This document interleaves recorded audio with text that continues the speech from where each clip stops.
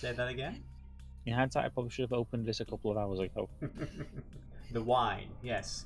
Yeah. Any particular reason why you are celebrating some wine with some wine? Well, I'm naturally a Frenchman, of course. Zut alone, of course, monsieur. Yeah, I barely remember any French from when I was in school. It was more German for me than anything else, so there's very little I'm going to be able to do that isn't ridiculously offensive to French people. It's okay. You can't do much worse than hello, hello. That's very true. And for those of you who have no idea what we're talking about when we say hello, hello, yeah, well, Cringe. I loved it as a kid, though. I loved it as a kid. It's still funny. Yeah. It's one of my favorites. I think it was my favorite show of last year. I mean, I say this as if it was the show that came out last year, but I mean, I really do. To be clear, the cringe wasn't cringe like cringe culture. The cringe was, oh no, are they going to say something terrible? Oh no. No, just basically, it was a parody of a British drama series about French resistance. Oh. Oh yeah, have you never seen it, Dee? Never heard of it. Oh, I thought you were going to say it's like super racist or something. No, quite the opposite actually. It's kind of the same humor bracket as Faulty Towers. Oh, which I've also never seen. It takes the test out of everyone, literally everyone, so no one gets offended. Like even it's an English show, and the English have two incompetent. Actually three incompetent, because they have two incompetent pilots, and they also have an incompetent. Good morning. Who goes good morning all the time. So they like the English are just as incompetent as everyone else. It is a beautiful parody. The best. Here's a kicker. The main German officer, the lead of German military in the LOLO, the actor who played him actually fought against the Germans for the Soviet army. Yeah, Richard Marner was I believe he was a corporal. I was not aware of that. Well, thank you everyone for tuning in to our live discussion of Hello Hello. This is what we do. So let's go from one. I have zero segue for that. So let's just get into our Vampire the Masquerade Chronicle. So hello and welcome to the Messquerade. This is the Messquerade Chapter 2, Iron Fist Velvet Glove. Now. We had a little bit of, a flaky start last week because many different moving parts and everything, dealing with, noisy yard works, snow blowers and stuff like that. So, this is how things went down last session. We were introduced to 4 very different vampires. We have Tezi, a member of Clan Ravnos, a night courier who has spent quite a large amount of her time, basically, unless I'm mistaken, since the end of the last millennium. She has been driving around with her ghoul / family, Lorenzo, doing various odd jobs for different kindred members. You've got Bluebird, a Toreodor. Well, we're not exactly sure what Bluebird does yet. One would assume she's an artist or a creative of some kind, but we might learn a bit more about what Bluebird's particular creative skill is in this session. I should hope so. Next up, we have Alice, the new girl, the new blood. Alice is a Nosferatu, a fledgling, someone who was turned basically to save her life. She was jumped by a couple of as yet technically unnamed and unidentified vampires, though we do know that they were somehow under the responsibility, if not the supervision, of a member of the Anarchs, a dude by the name of Duke.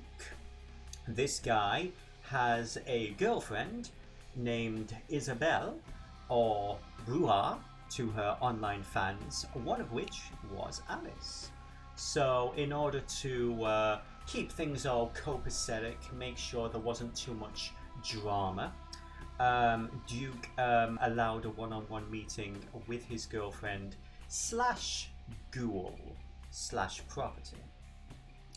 And lastly, but by no means least, we have Rip Van Winkle himself, Grigori of the Banu Hakim, a French noble from the Crusades.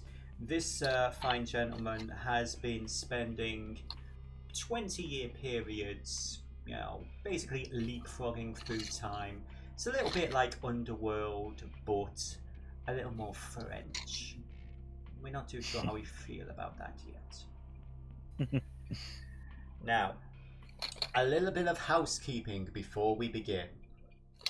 With your character sheets and everything, there were one or two little oversights which I, the storyteller, had failed to notice, because many moving parts, many things I was trying to get going at the same time. So, every one of you should be at hunger level 1. I did notice, I think it was at least Tezi didn't have any hunger on their character, so whenever you were making your dice rolls, one of them should have been a hunger dice, which would have led to far more fun, chaotic things happening.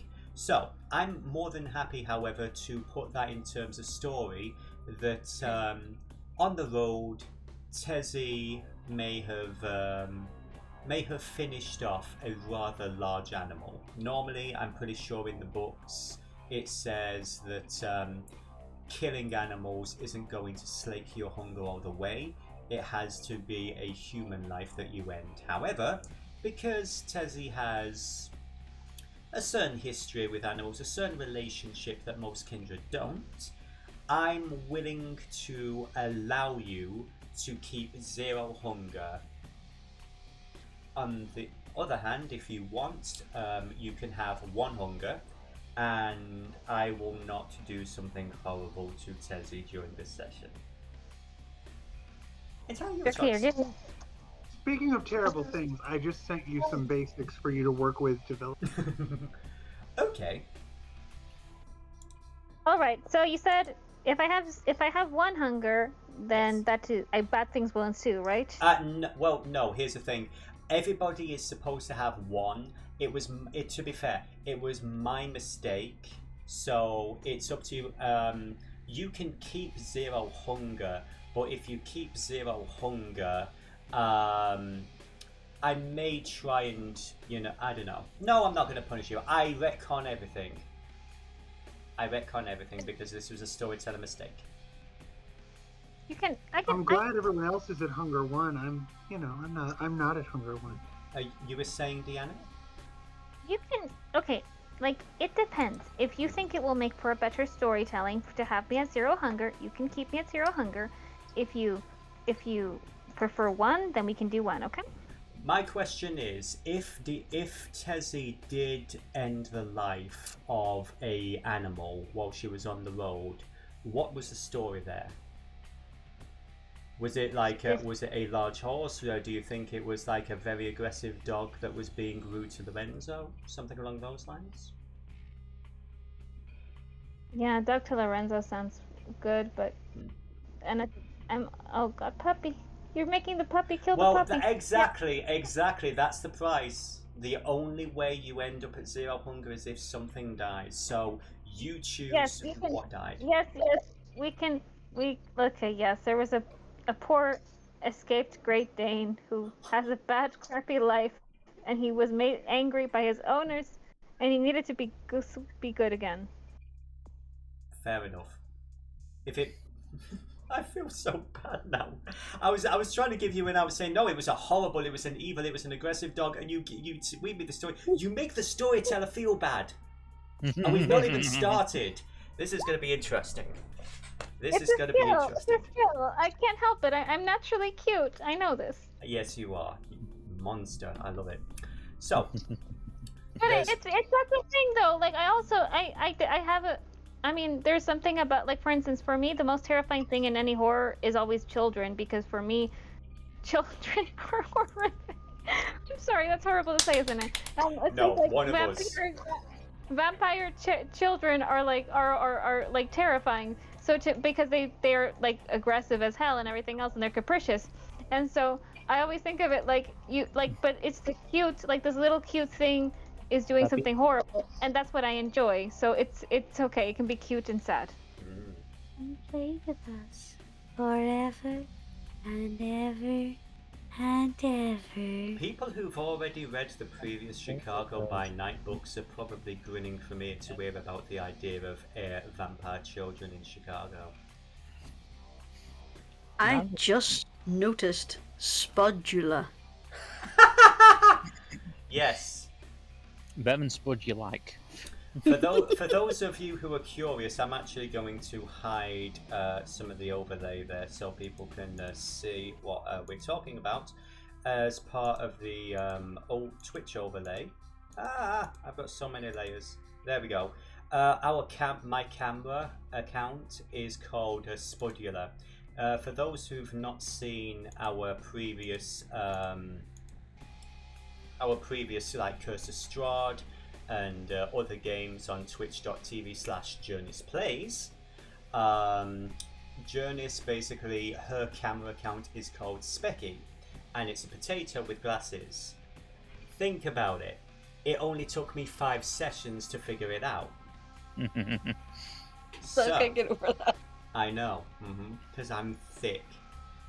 But yes, that was the first piece of housekeeping. Second piece of housekeeping is this. I already sent some messages about we played around a bit with everybody's blood potency. That is something that has been adjusted in the overlay and everything else. I believe the final piece of bookkeeping is this. I tried to have, when we ended the last session, I was basically implying that everybody had met up outside the Chicago Museum in the same night that Tezi and Grigori had met up and everything. Considering how much had happened in that session, or rather in that one night, with the werewolf attack and everything else, it kind of felt a little bit disingenuous that this salon was only just now being set up. So, we are going to say that this is now the second night. Tezi and Grigori have already been around each other for an evening. So my question is, so Tezi, Grigori, did you go anywhere? Did you do anything nice? Would Grigori have allowed Tezi to rest at his haven for the first night? He absolutely would. So we will say that Lorenzo and the triplets, the Francourt triplets, are currently keeping each other, entertained. They're working on repairing your beautiful, beautiful car that was turned into a convertible by the werewolf. And so, since it is a new night, I would like every single one of you to give me a rouse check. You can click the rouse check button, which is directly underneath your hunger meter. Bluebird does not get hungrier. Grigori, you wake and you feel a little hungrier. Alice. I don't want. Yes. You said underneath hunger? Yes. On your character sheet, there's the hunger meter, where it's basically you've got the 5 little boxes. There should be a button underneath where it says rouse check. No, I found it. Thank you. Please go ahead. No Continue. problem. And oh dear, well, how ironic. Both Grigori and Tezi as you both waken, however you waken, you both feel a little peckish. You could eat. Grigori, I'd assume a little bit more so. Yeah. So, is there anything that you two would wish to discuss in private before you headed down to the museum? I wouldn't say so. I wouldn't say there's anything really that needs to be discussed. Yep. Okay. Very well then. I would say that we then find ourselves, it is early in the evening of the second night, and we find ourselves back outside a museum in Chicago. That is Bluebird's apartment. There we go. So, the Chicago Museum of Contemporary Art is this rather. Silly girl. Say that again. Oh, sorry, I was talking to Chi. Yes, cats be cats. So, it is basically part of this really beautiful looking strip in Chicago. All these various museums and parks are sort of nestled and surrounded by this. It's almost like you're in the middle of a ravine of glass and steel. It's a very unique feeling. And this museum in particular, it almost emulates that. You have these large steps leading up to this huge structure with two huge wings that basically wrap around the front. Normally, this area is filled with various tents and vendors and market stalls through the day. Of course, at night, the activity usually dies down. But right now, everything is completely cordoned off. There are various, police, construction workers, and so on, who are working on. They've cordoned off the area. They're not letting most people through. Only people who are flashing a certain type of badge. Most people are just walking by, just ignoring it for the most part. Maybe it's some sort of construction work. Maybe it's maintenance. Who knows? But for the rest of you guys, I believe Bluebird and Alice and Bertie were having a brief conversation as this beautiful, luxurious car pulls up, and out steps Grigori and Tezi.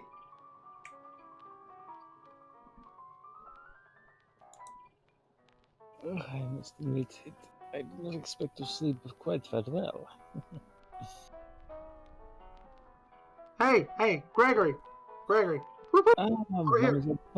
it's been a long time. Oh my goodness, I can't believe you're here. I'm so gratified by your presence. I can't wait to show you what I've done in there, assuming they followed my instructions. Well, I woke up last night, a little bit of a conflab with my, shall we say, superiors? Oh yeah, work, never mind work. This is for fun. And, do I know Tezi?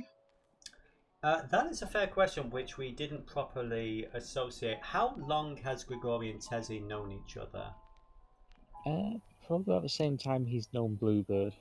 That's reasonable. I mean, both of I would say Tezi's just a little bit older than Bluebird, so it's reasonable that you've crossed paths on occasion whenever Grigori's been in town. That works. Tezi, how are you? You are a vision of loveliness as always. I am so proud to have you here in my soiree. She looks over at Gregory with big eyes did I do it right? He nods. Oh, it's always a pleasure to see you as well, Bluebird. It's been a while, quite a long while, but then again, Mr. of Old Fuddy-Duddy over here decided to take another extra long nap, apparently, so I can't really blame him. You won't lay about.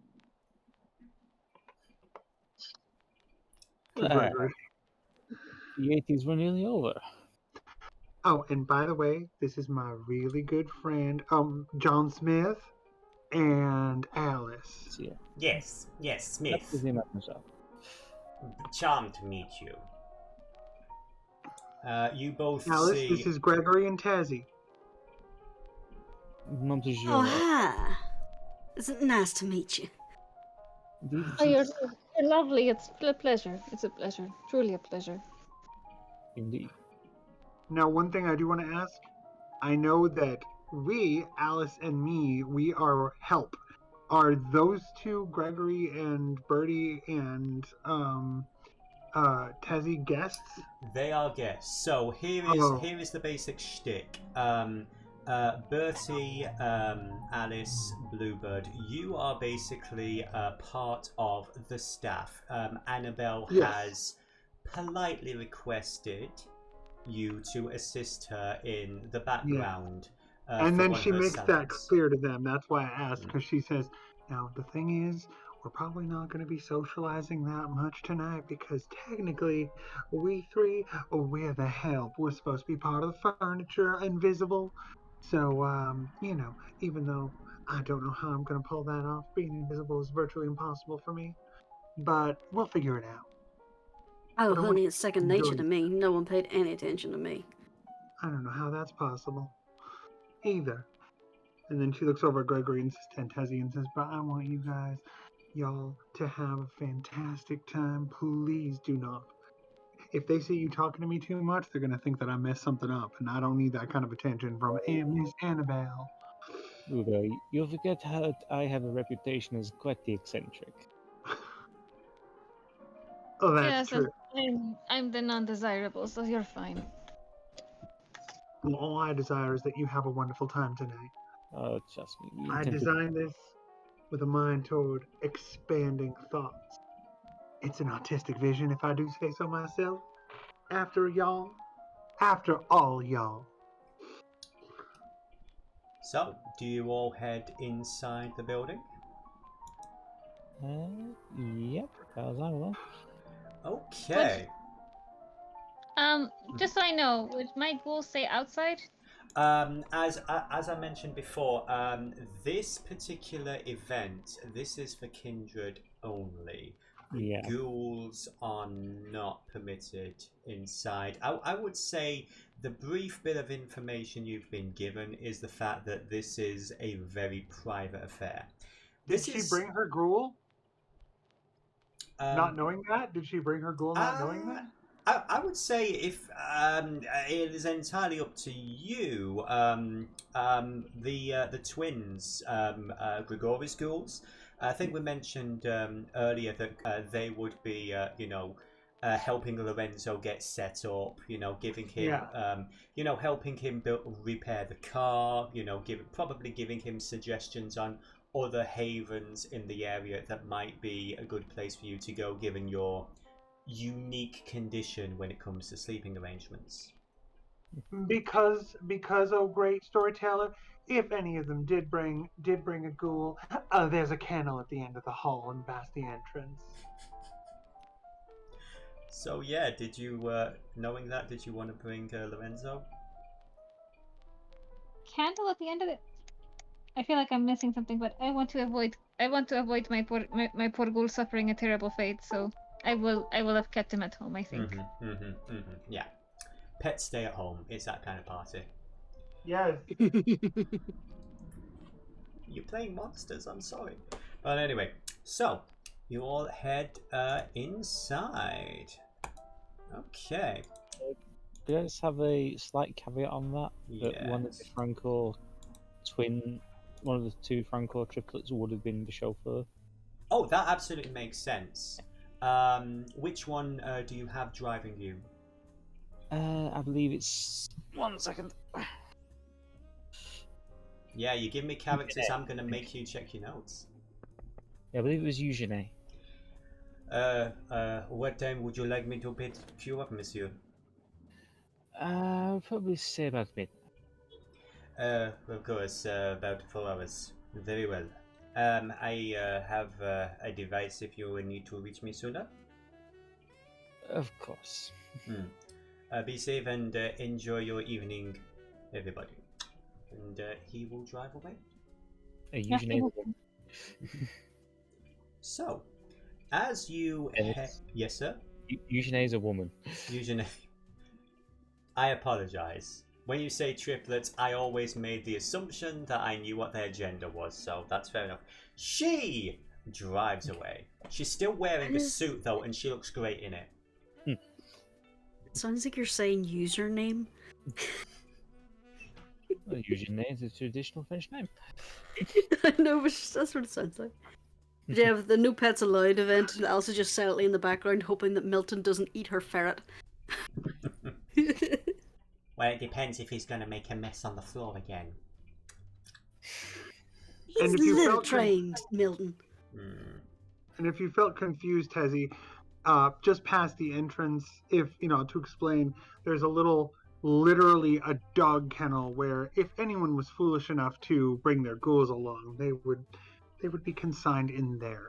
No furniture, no facilities, a dog kennel. A big one. Can Tezi give a distinct look to, dang it, to a distinct look like that only Grigori picks up on, that it's kind of on wonder to everyone else, but it's like, oh crap, where the hell did you bring me?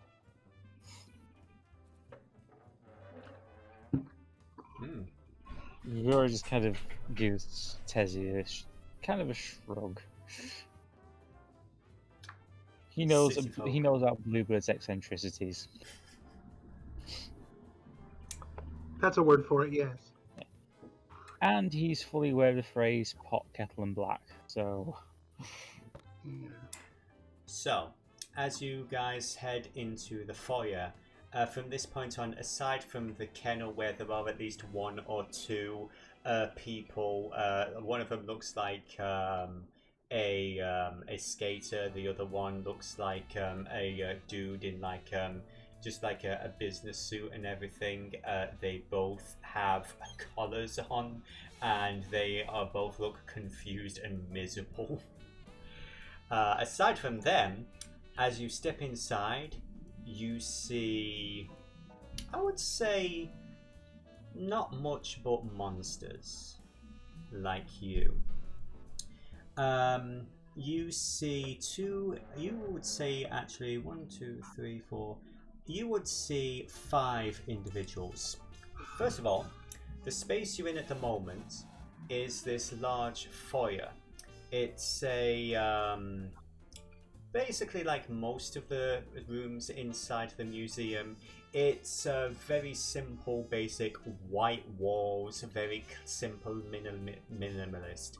Usually this would be lined with paintings and, various pieces of design work. However, all of that for the evening has been taken down, and it has been filled with, prints of grass and foliage and trees and vines and jungle.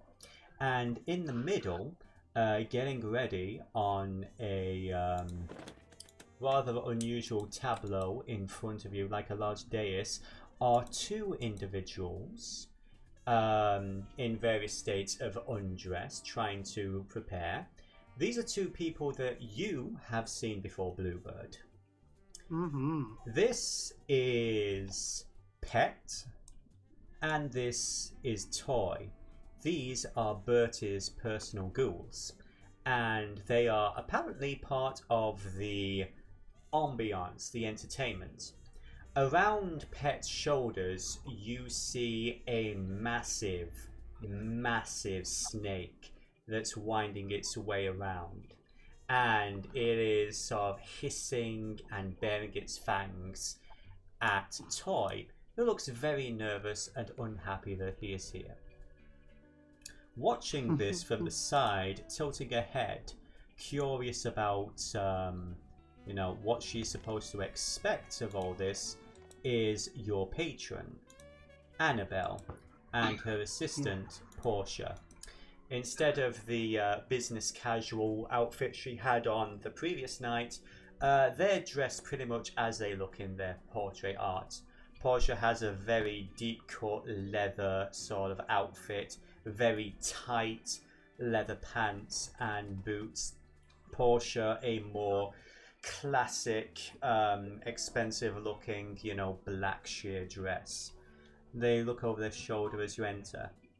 Ah! Bluebird, darling, please, do come here. Would you like to explain the whole... Now, I believe it wasn't you. I've got Portia's image up there once. Now, I know that you explained the up and the down and everything, but darling, you mentioned... No, I'm listening. Oh, I'm sorry, I heard somebody else. Now, please, what was the theming for this? I'm assuming Adam and Eve? At this point... Do you mean... Yes, go ahead. I apologize, yeah. At this point, Bertie sort of pushes forward and says, yes, of course. I was assisting Miss Bluebird with this particular room. This is my personal vision. But yes, the snake, the apple, the bodies of Adam and Eve, I figured it would be a certain, something. It's incredibly kinky. It's something, I'll give you that. Oh, I personally, she says, it has my seal of approval at least, John. I think it's a beautiful... Oh, you know what? I'm just going to say it's divine. Thank you, darling. I've just realised that Annabelle and Bertie have very similar voices here. Yeah, it's okay. Annabelle's sort of like, I don't know. Frankly, darling, I think there's far too many clothes. And she just starts tearing off layers, basically. It's an interactive exhibit. You're supposed to engage with it. That's the whole idea.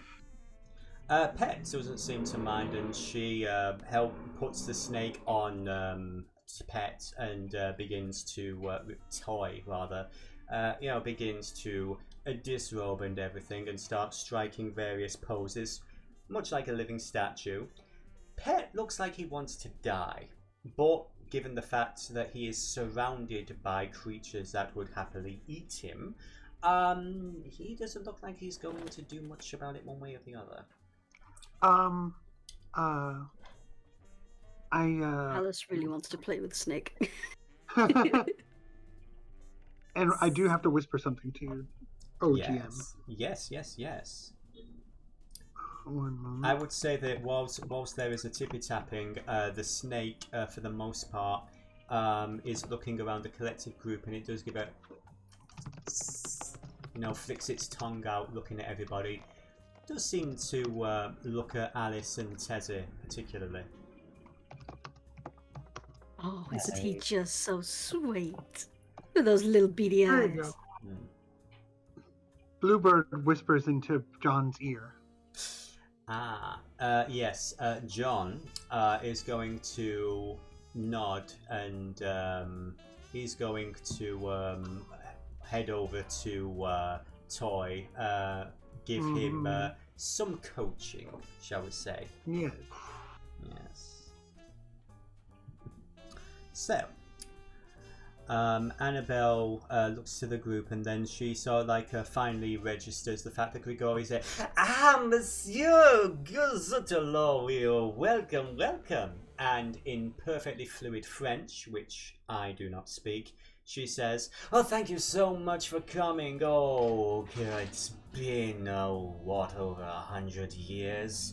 Do you remember, Versailles? Oh, obviously after the fall and everything, but it is so good to see you again. I would say this, you at first do not recognize this woman, so I'm going to need you to give me, with your, it's going to be a skill roll followed by a attribute. So we're going to have the first roll of the session. I would like you to give me a investigation followed by a intelligence. Investigation and intelligence. By intelligence? The difficulty for this is going to be a 1. to difficulty of 1. Oh, a messy critical. Delicious. So, fun thing about messy criticals, it means you succeed, but at a little bit of a penalty. The memory falls into place. This somewhat ravenous French woman from a long time ago. You've met her once or twice down the centuries.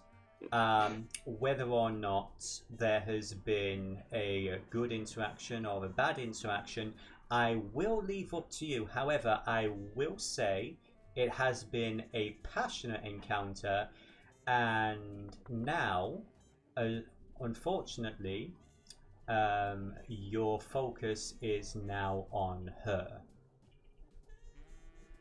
Whether or not this has been a positive history or a bad history, the back of your mind, you remember you have tasted her blood at least once. Now, was it in combat? Was it in a more passionate moment? That's up to you. But that taste is at the back of your mind now. Yes, Mademoiselle Annabelle, it has been a very long time.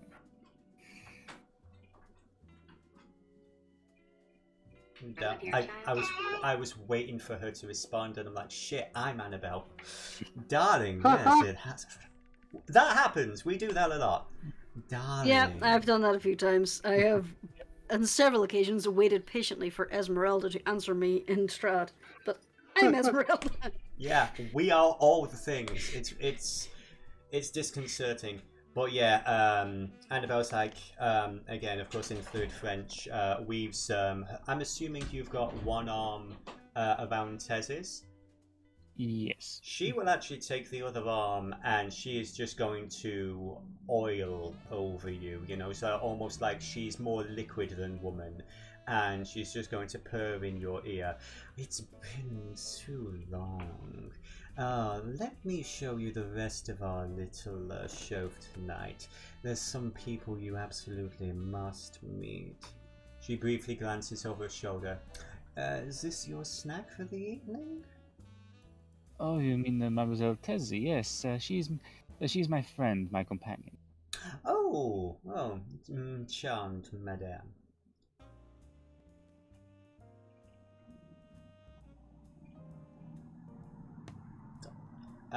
While that is going on,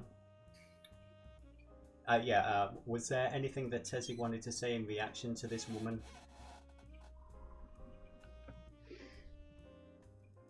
I'm thinking. Sorry, that's what I was thinking. Literally. No. I should have known. I should have brought my own car to get home, shouldn't I? It's just you just can't turn it off, can you? Hello, mademoiselle. C'est un plaisir à vous rencontrer. It's a pleasure to meet you. Likewise.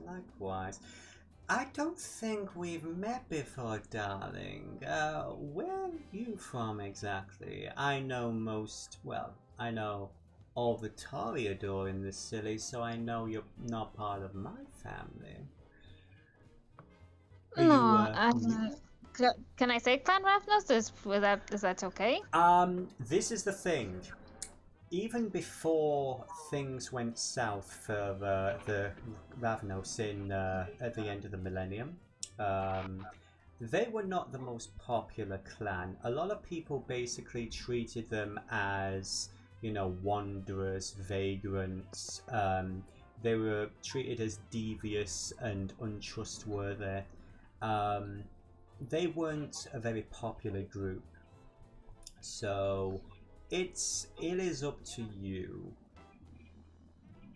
You could say I have many homes. I am as welcoming as I am welcomed. I treat in kind. So I guess you could say my home is everywhere. Well, I'll keep that in mind. Hopefully we can be kind enough to both you and Grigori that you consider our home yours. At least for the evening. Oh, well, darling, at least buy me a drink first. Speaking of, I really should introduce you to our caterer, Bronwyn, and she is actually going to drag both Grigori and Tezi to one of the other floors. Meanwhile, Bluebird's gonna come along.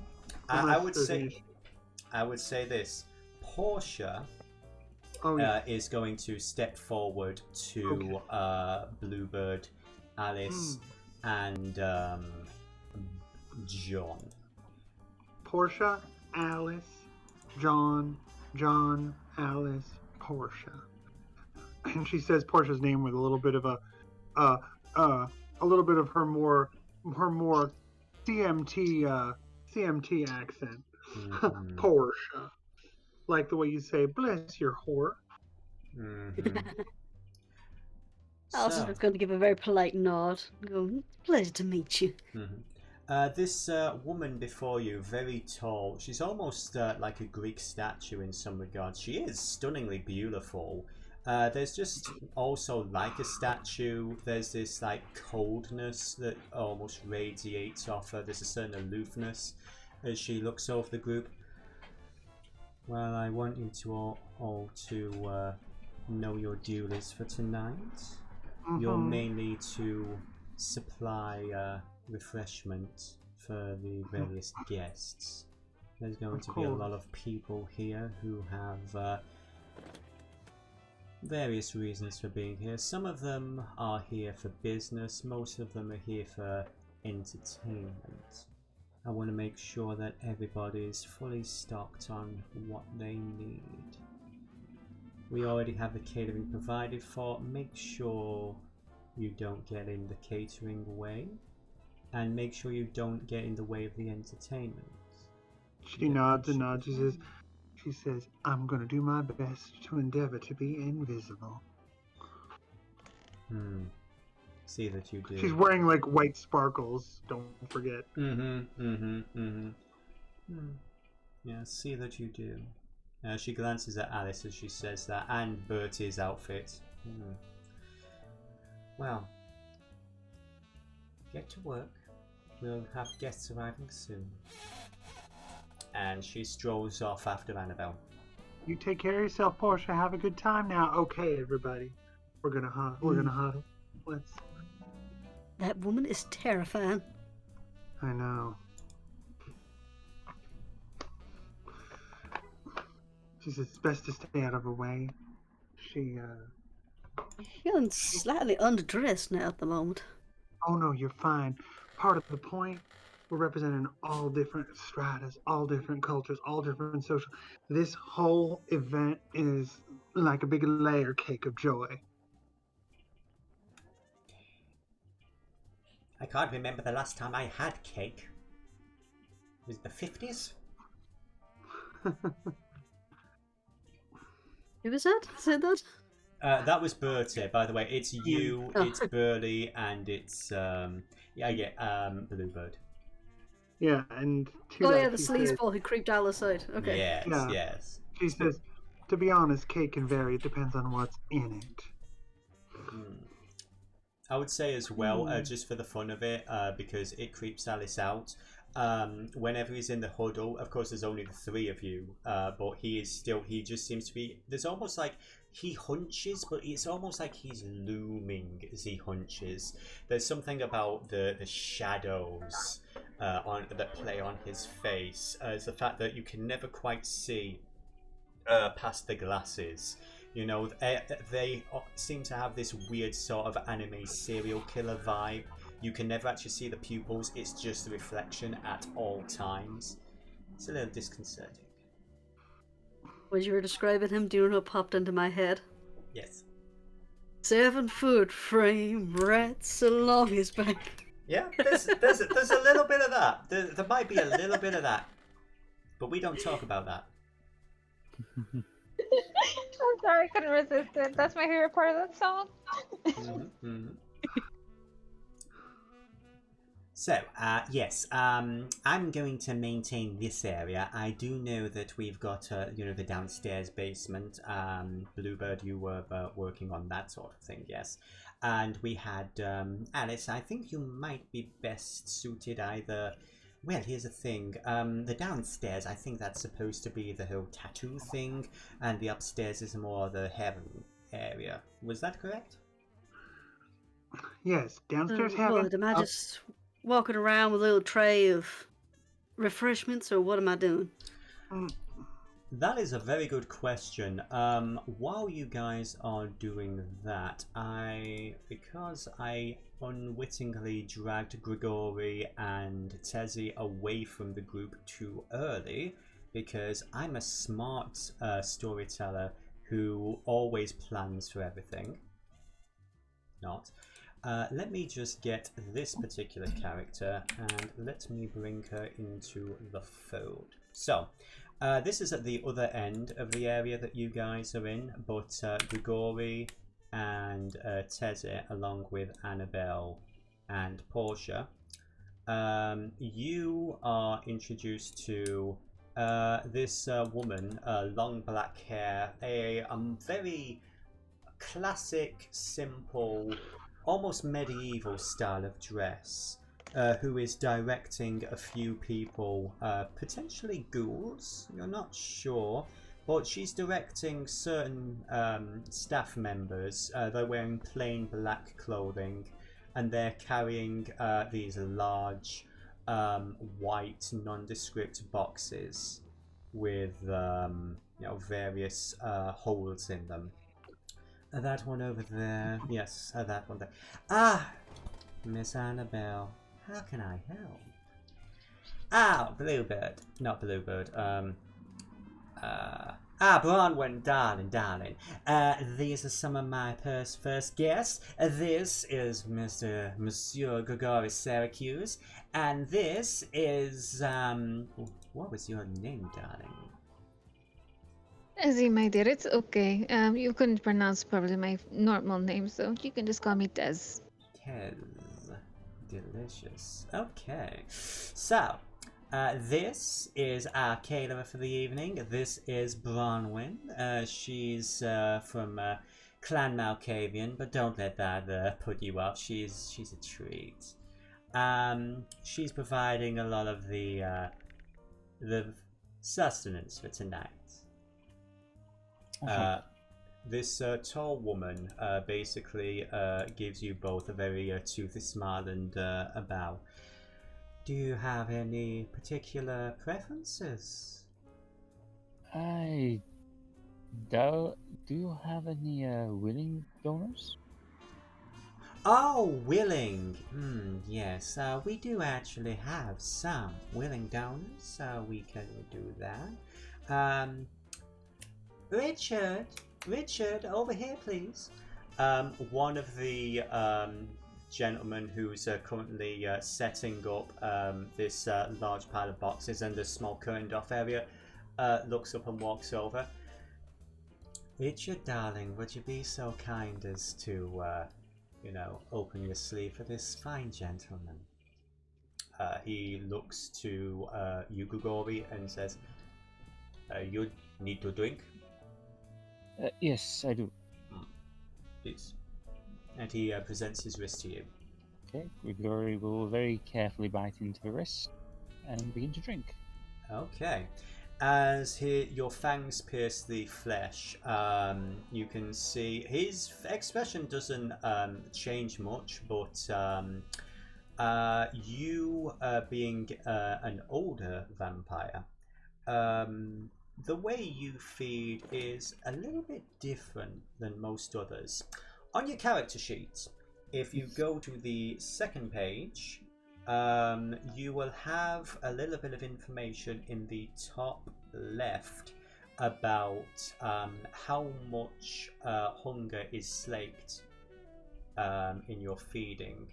Would you let me know how much hunger a regular person can feed Grigori?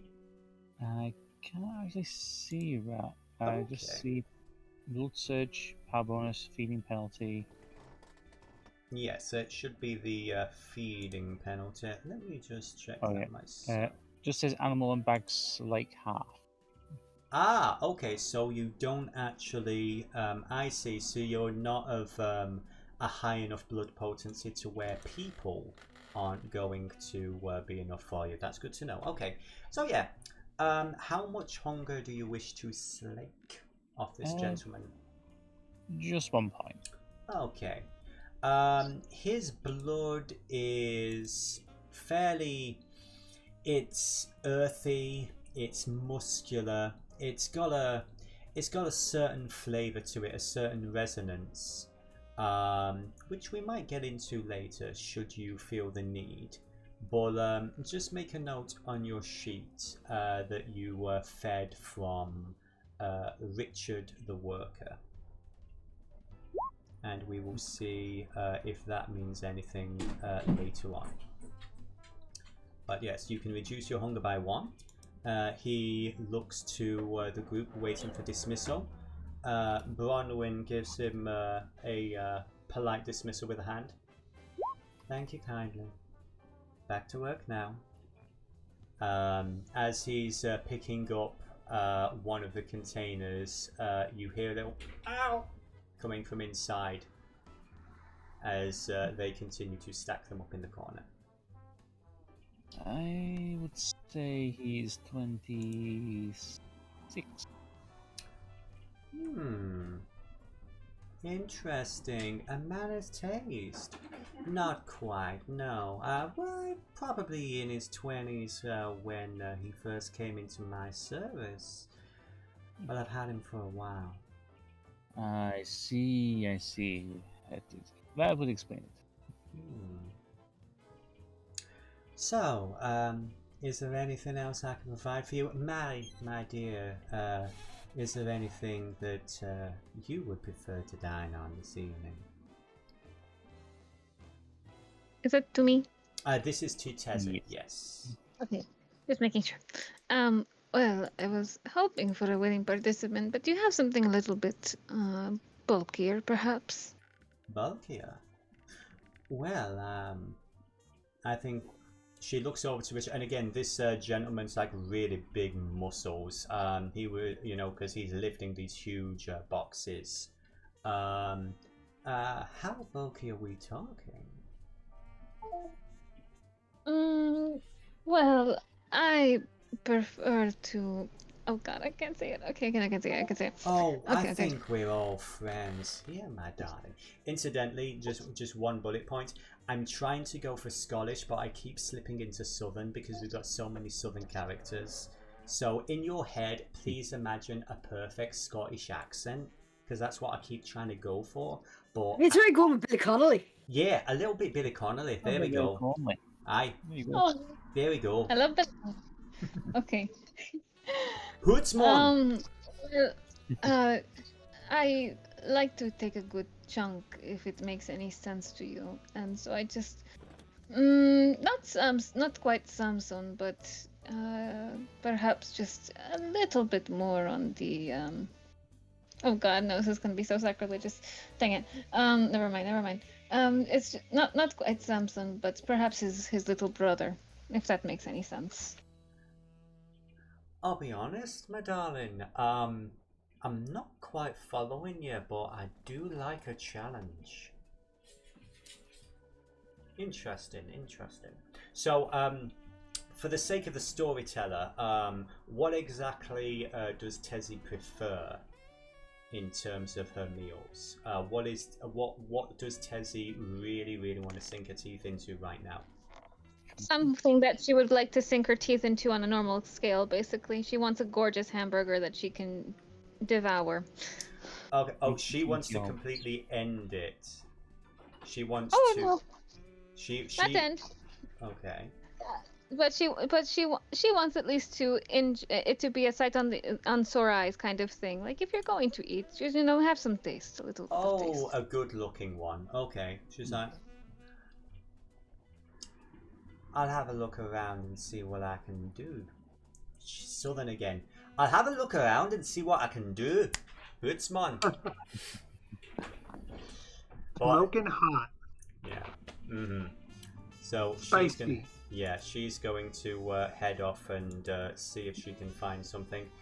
In the meantime, Portia. I have to check about the food, right? You said there was on the second page something. Yes. So on your character sheet, because again we're all learning a new system and everything. On your character sheet, if you click the button that says reverse, there should be a thing on the left where it says your blood potency. There are certain traits. For example, let's see. For Tezi, her current blood potency, blood bags, things that you would get from a hospital and everything, they actually don't work, period. Yes, I see that. It's like Zero's hunger, yes. Yeah, and also, instead of, more often than not, you would actually have to drink twice as much as a regular vampire in order to, calm yourself down, because you have developed certain tastes. You've basically got a certain... you've eaten so much in the past that the blood isn't as... It's a little... Regular blood's a little too thin for you. You need something with a little more spice. The question I ask, and this is both to Tezi and Grigori now, would Tezi and Grigori have perhaps tasted each other's blood at some point through the evening? Probably. Okay, if that is the case, you do know that kindred blood is far more sustaining than mortal blood.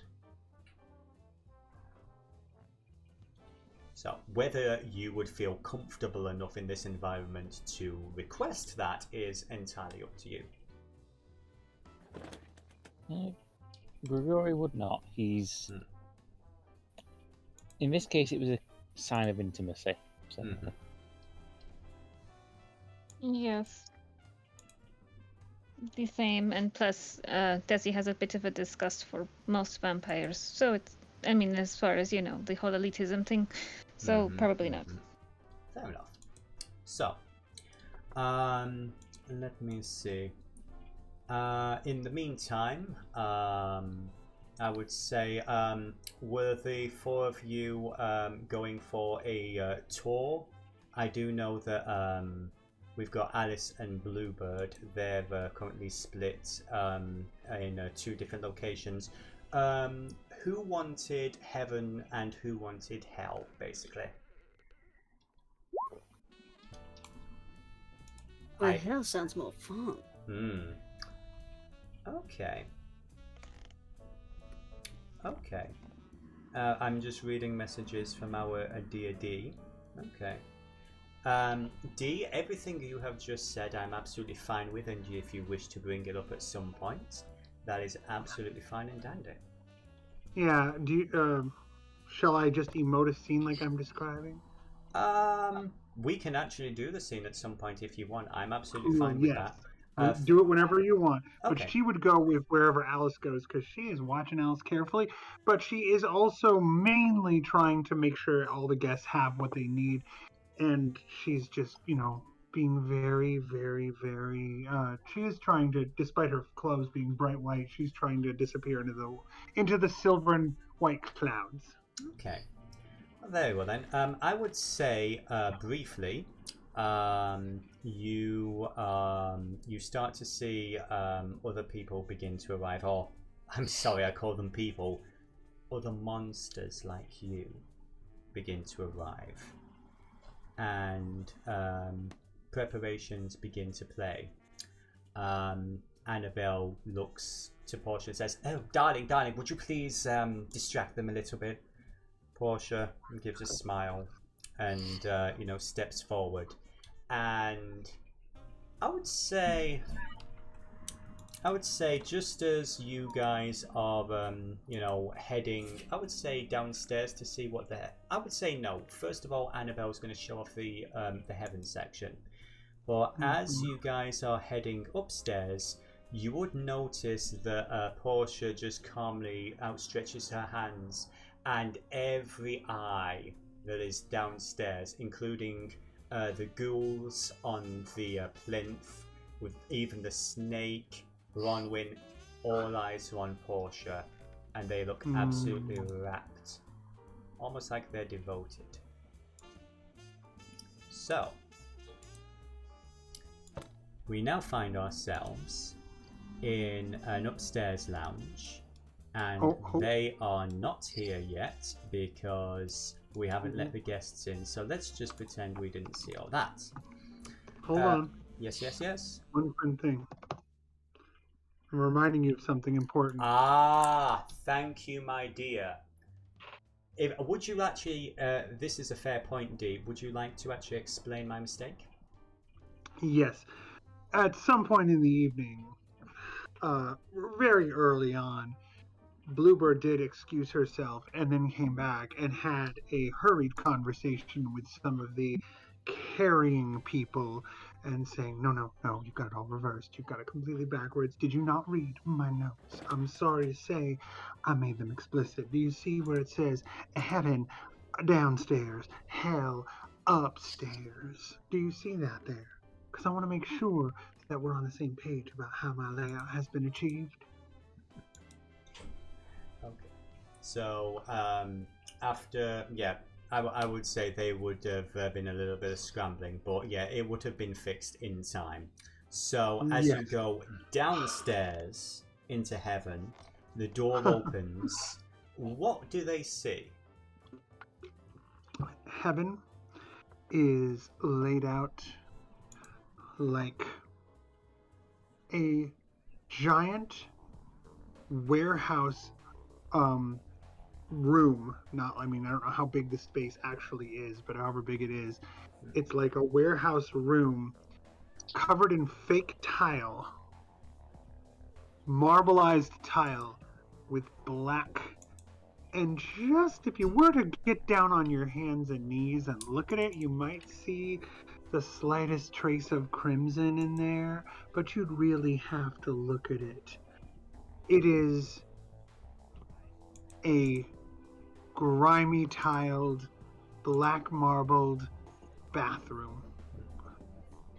Porcelain fixtures are twisted and warped. What you could easily tell from the base is a toilet spins up into a sculpted angel with more of that black ooze dripping from it. That's the theming. But it smells like jasmine and lime. And it is dry ice pouring in from low-level machines that are just pumping out an obscene amount of dry ice, such that you can't, that you'd have to get down and brush all the stuff away to actually look at on the very floor of the tile. Mm-hmm. You have to inspect it. But it's there because it needs to be there because it comes up onto the walls, so it goes down into the ground. That is what you're working with. And then a stage that is lifted like it's as if a massive column was cut off just high enough to be a stage. Circular. On that stage, actually... Oh, I'm so sorry. Carry on. I thought you... I was done. I just said with lights, and the lights are coming up out of the dry ice, burning through it and making it disappear over where the lights are. As you guys are heading, you're checking this area out. The only other person aside from one or two people who was setting up things in the background, trying to fix one of the dry ice machines, which doesn't seem to be working, looking very panicked as you enter. There is a young girl on stage, looks to be late teens, early 20s, dark skin, and she's dressed as a ballerina. How would you say that the ballerina would be dressed, since you would have had control over the costume as well? I'm going to tell you so that you can do it, because it's necessary. Yes, of course.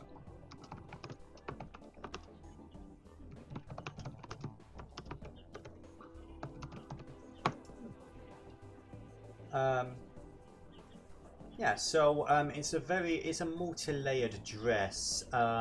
It's like it starts grey at the top, and then Well, it's like as the show progresses, develop. I see. It's like very thick, It's very thick now, but as the show goes, yes. Yeah, various shades of grey. Her hair's tied up in a top knot, and she looks over and gives Annabelle a nod. Annabelle turns and says, "Oh, well, this is one of our guests.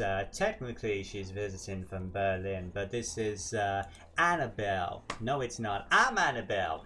This is Marlene Drake." And the girl basically nods to you all. Are you alright? Pleased to make your acquaintance, mademoiselle. Oh, what, are you French? Oui, from Normandy. I'm from London. I mean, at least I used to be, and then, shit happened. Annabelle reaches over. Yes, I know. Tell me about it. Tragic. She's a survivor of London. You know how everything, went to hell. The Inquisition came, wiped out everyone. Killed your sire in front of you, didn't he? The girl sort of looks a little... Yeah. Yeah. I jumped in the Thames. Saw a person who brought me into this, gunned down in front of me. And spent the whole night in the Thames. That was fun. I must admit it has been at least 80 years since I was in London. It's only been a couple for me, mate. Like I say, I only got turned a couple of years ago. This is all kind of new to me. But I'm sorry. Yeah, my name's Marlene Drake. I'm a performer. Miss Annabelle here, she invited me and a couple of family over to perform for you tonight. I hope you'll have an enjoyable time. Have we started yet? No, darling, we've not started yet. Oh, right, okay. But enjoy the show, and it's gonna be good. And she calls Bluebird over. Hey, now here's the thing. Do I have to pull a cord at some point? How does all this stuff come off? You don't know? No. Are you messing with me? No, nobody told me nothing. Oh dear God! You just. She like leans in. You just fold it over.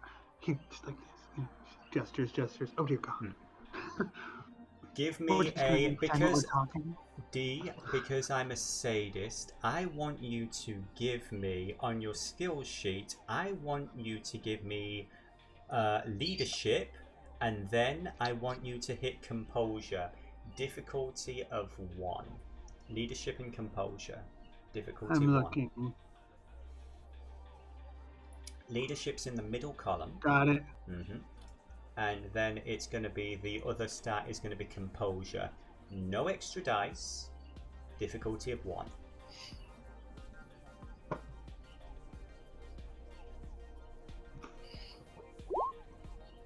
And that is a success.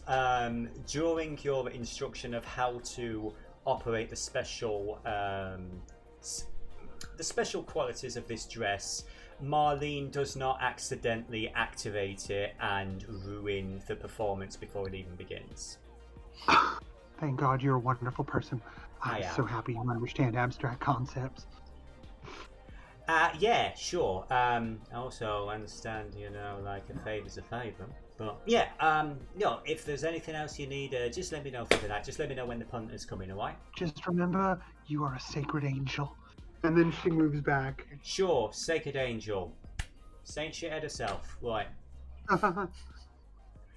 Sorry, I saw the character's name was Marlene, and I know for a fact this isn't how she's written in the book. But I'm like, her name's Marlene, she's from London. Of course I'm gonna go East End with it.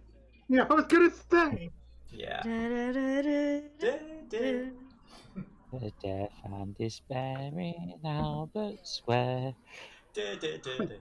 Anyway, I can't feel my left arm. Is it because this game has been so funny so far, or is it because there is a cat on there? There's a cat. Mm-hmm. She's just draped over my arm. I sent you, Devillo, a picture of how it works. So.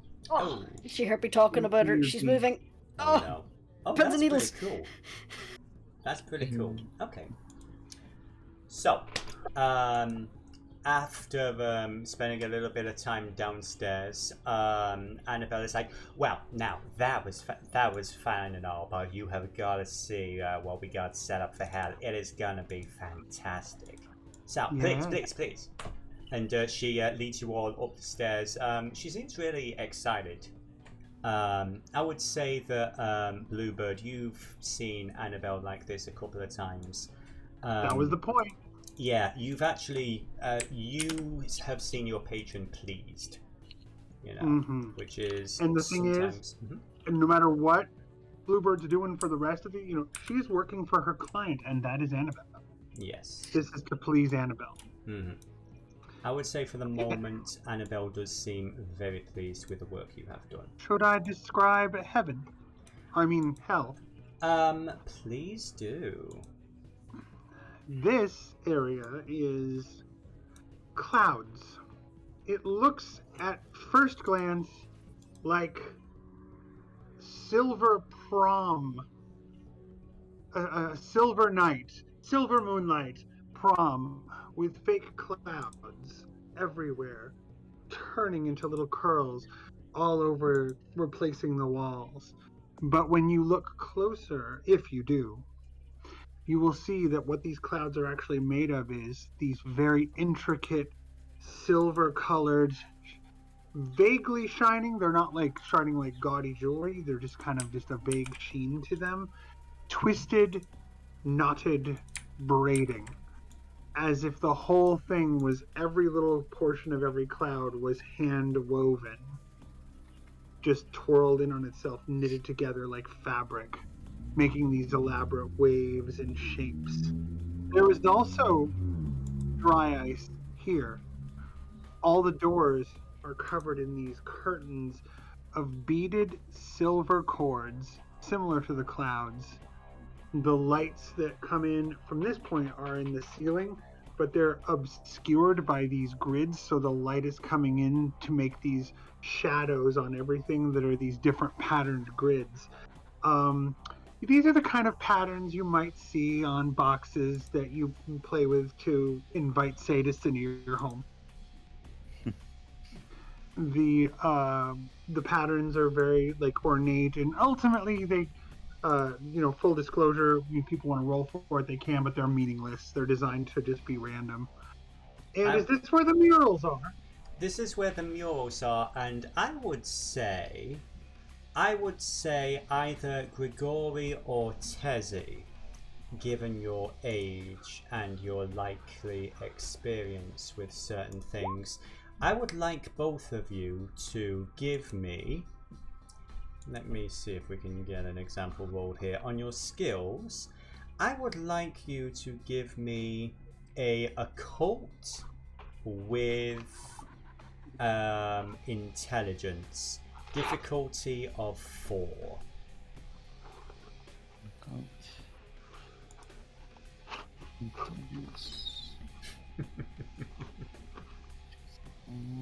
We'll get to you in a moment, Alice.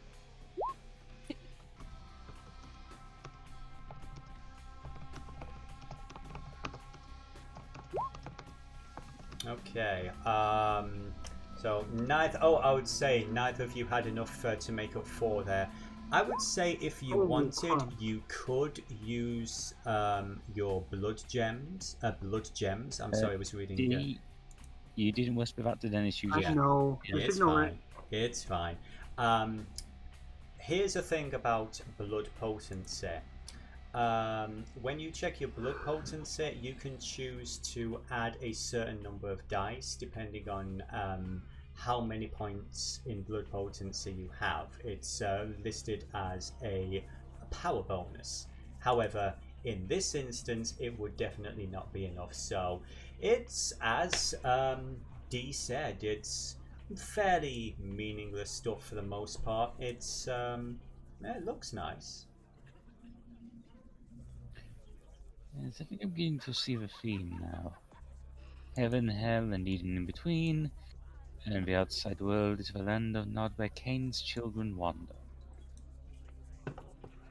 If you say so. I wouldn't know. I just put it together at the last minute. Are you a religious person, darling? Me? What? The No. voice, bear with me a moment as I bring her forward. You hear just over your ear a voice, and you smell this slight acrid scent of smoke. As right over your shoulder, Grigori, appearing almost from nowhere, is this tall Nosferatu woman, huge bat-like ears, smoking cigar. She's covered in tattoos. Gives you a long praising look. You strike me as a religious type. That would have been true 900 years ago. Really, you're that old? Yes, I tend to only come abroad when I am needed. Oh, then you have my respect. You might be one of the oldest people in this building. I'm so sorry. I didn't introduce myself. My name is Edith. Lady Edith Beaubain. A pleasure, Lady Edith. I am Grigori the Circus. Pleasure. This huge claw-like hand basically scoops your hand up, lightning fast but very gentle, and respectfully kisses your hand before dropping it. Annabelle steps forward. Oh, Edith, darling, yes. Oh, I'm glad you're here. I was wondering when you got it. Where did you get in, you sneaking links? But anyway, yes. Edith is she's our artist of pain for the evening. Well, we have Marlene, who is, performing and doing all sorts of lovely things for people, all heaven boring. Up here in hell is where things are much more fun. Edith has promised to perform for us. Now, for those of you who don't know, who are not from Chicago, she is referred to here as the Lady of Pain, and we're looking forward to seeing her work her magic on some poor, unsuspecting fools. Is that right, Edith? Well, you've paid me enough, sure, why not? I'm looking forward to it. Takes a long drag of the cigarette and puts it out on the wrist. She is there. Bluebird says, experimentally, she says, I love a good transcendence. You do strike me as a bit of a... Please do not take this the wrong way. You strike me as a little bit of a blank canvas. But as a what? As a blank canvas. But I would be happy to make some changes if you would be willing. I like to watch. So do I. I like to perform even more though. There'll be plenty to see tonight, don't worry about that. I have to maintain myself as a blank canvas because it allows me to gain inspiration from people whose work I create for them. But I am honored to be considered even at all, and she means it. And let's see, what about the rest of you? This woman's looking around, and her eyes sort of lock onto Alice.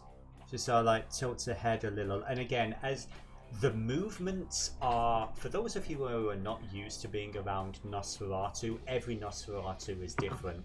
This one, she's like this very tall, but also like the shoulders are almost like bat-like in the way they're hunched, and the movement, it's almost like a Ray Harryhausen stop motion. There's a speed to it, a stop and start that's just a little bit off-putting, a little jarring.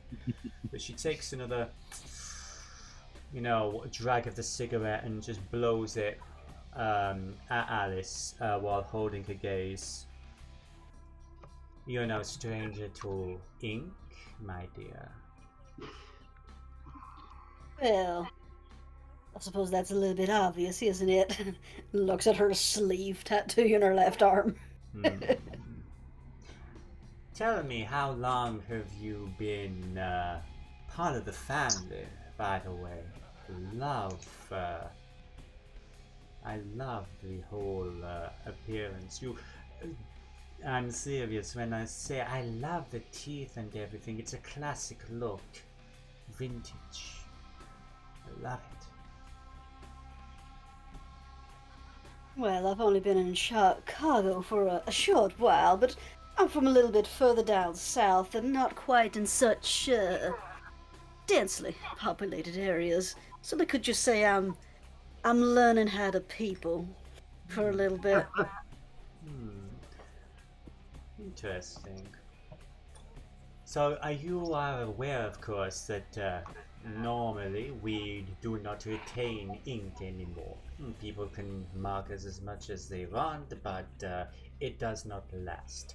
The sun comes up, we sleep. The sun comes down, and we are reset to where we were from the moment of our embrace. Would Alice have been aware of this? Probably not. Well, to be fair, Milton has tried to give you a lot of information, but is Alice the sort of person to take it all in? Probably would have listened to Milton. Right, so just to make sure I've got this right, basically any ink she had from before she turned would be retained, but anything new she got after that point would be gone. Correct. After arrest. Correct. Right, okay. Well, what if I was to tell you, darling, that I have my skills. I have my tools. And she flicks a hand, and where there was none, there are these large tattooist needles. They look needle sharp. They glint with a very sinister gleam. And as she takes another drag with a cigarette, the lights or the underlighting makes it look even more haunting and sinister than before. And I have found a way to make marking on our kind permanent. Oh wow, I'd be fascinated to find out a little bit more about that process. Would you? Annabelle, darling, I think we found a willing volunteer. Dear. Well, pose no harm. Oh, there's harm. Well, that is, I was brought here under the ploy of Miss Bluebird, if that's all right with you, my dear, if you don't require me to be anywhere else. I require you to be wherever you're needed. Grin. Rest assured. Then I appear to have leave. I'll just borrow her for one moment. It's a family thing, and this gigantic claw-like arm just comes over Alice's shoulder, and she leads you away from the group for a moment. Do you resist? Sorry. Now, am I safe to assume that this is going to be excruciating? We'll get to that response in a second. Bluebird, you got something to say? Yes, as she's going off, Bluebird says, and remember, for us a moment can last forever.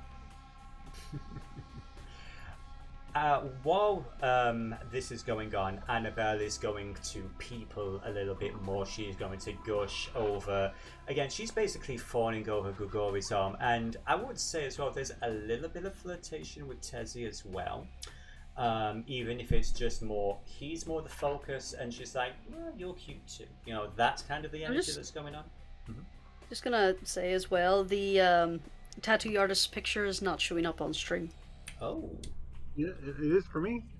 That's odd. Oh no, it's showing up for me, but it's not on the stream. Blank on the screen. Yeah, I'm looking right at it. There it is. Oh, there we go. There is a reason for that. That is because I have only one monitor, and the window that I'm using to capture for the stream if it isn't shown on screen, even if it's just a little sliver, it doesn't actually update the stream. That was the problem that we had with Tomb of Annihilation. So, but thank you. That was actually close to the original image I had in mind for Alice. But yeah, I got a little bit more subdued.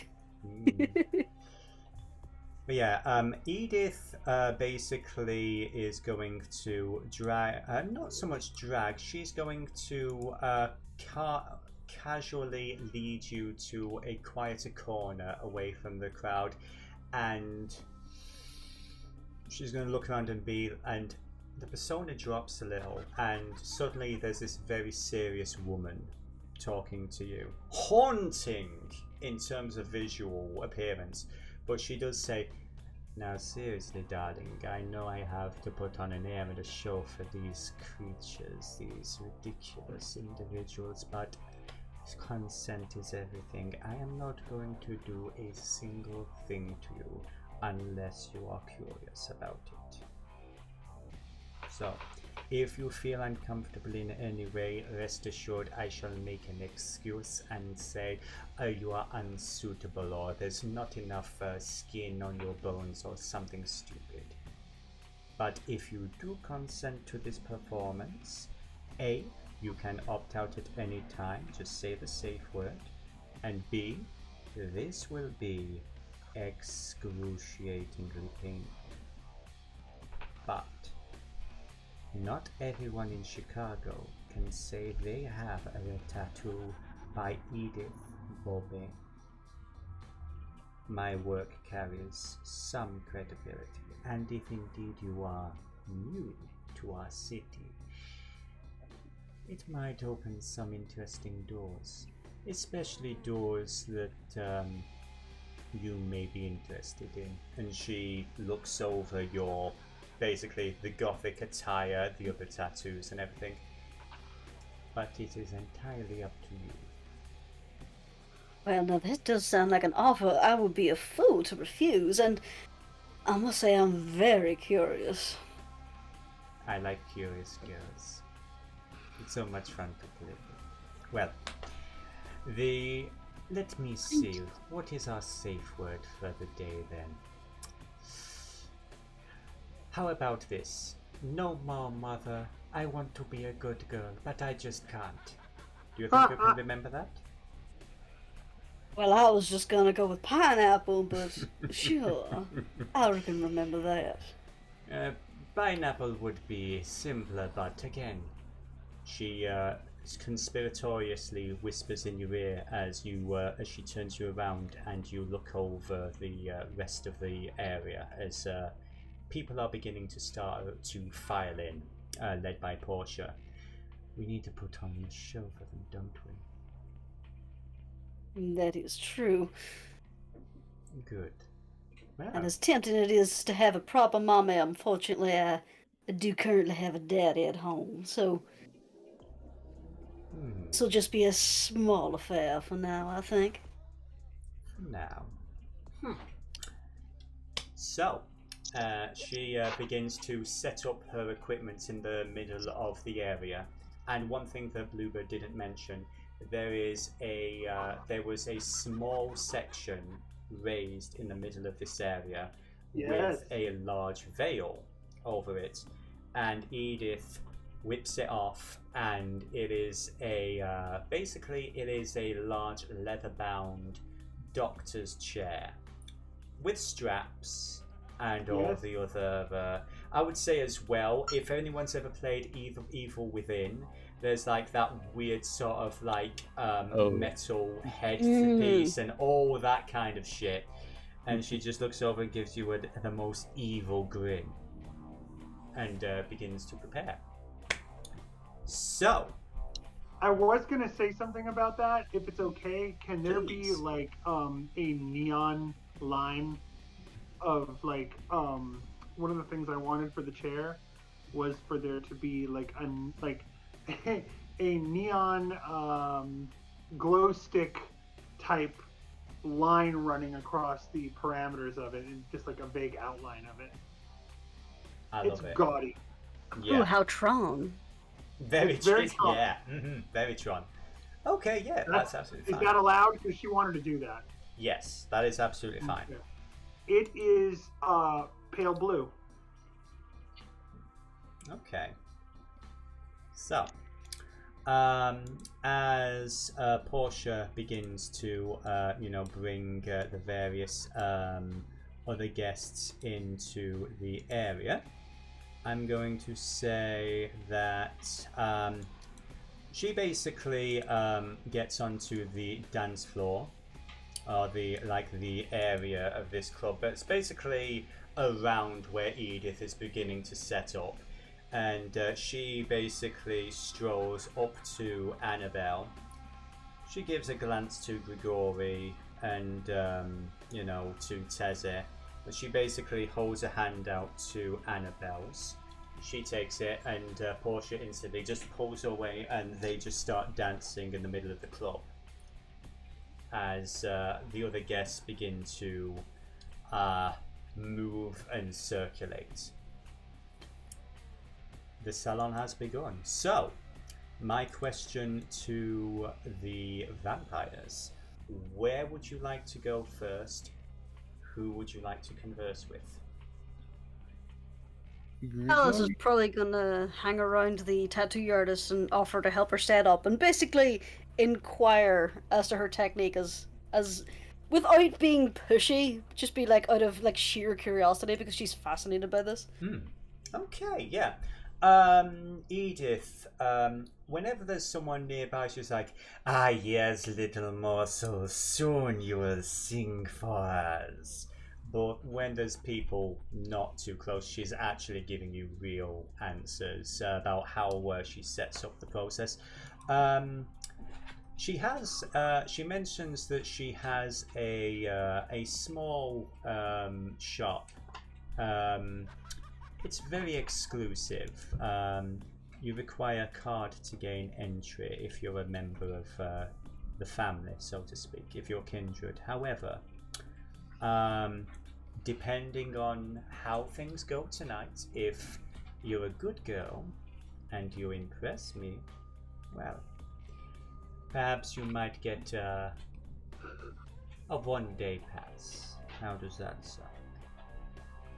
Well, that sounds very interesting. Should be worth a night out, I think.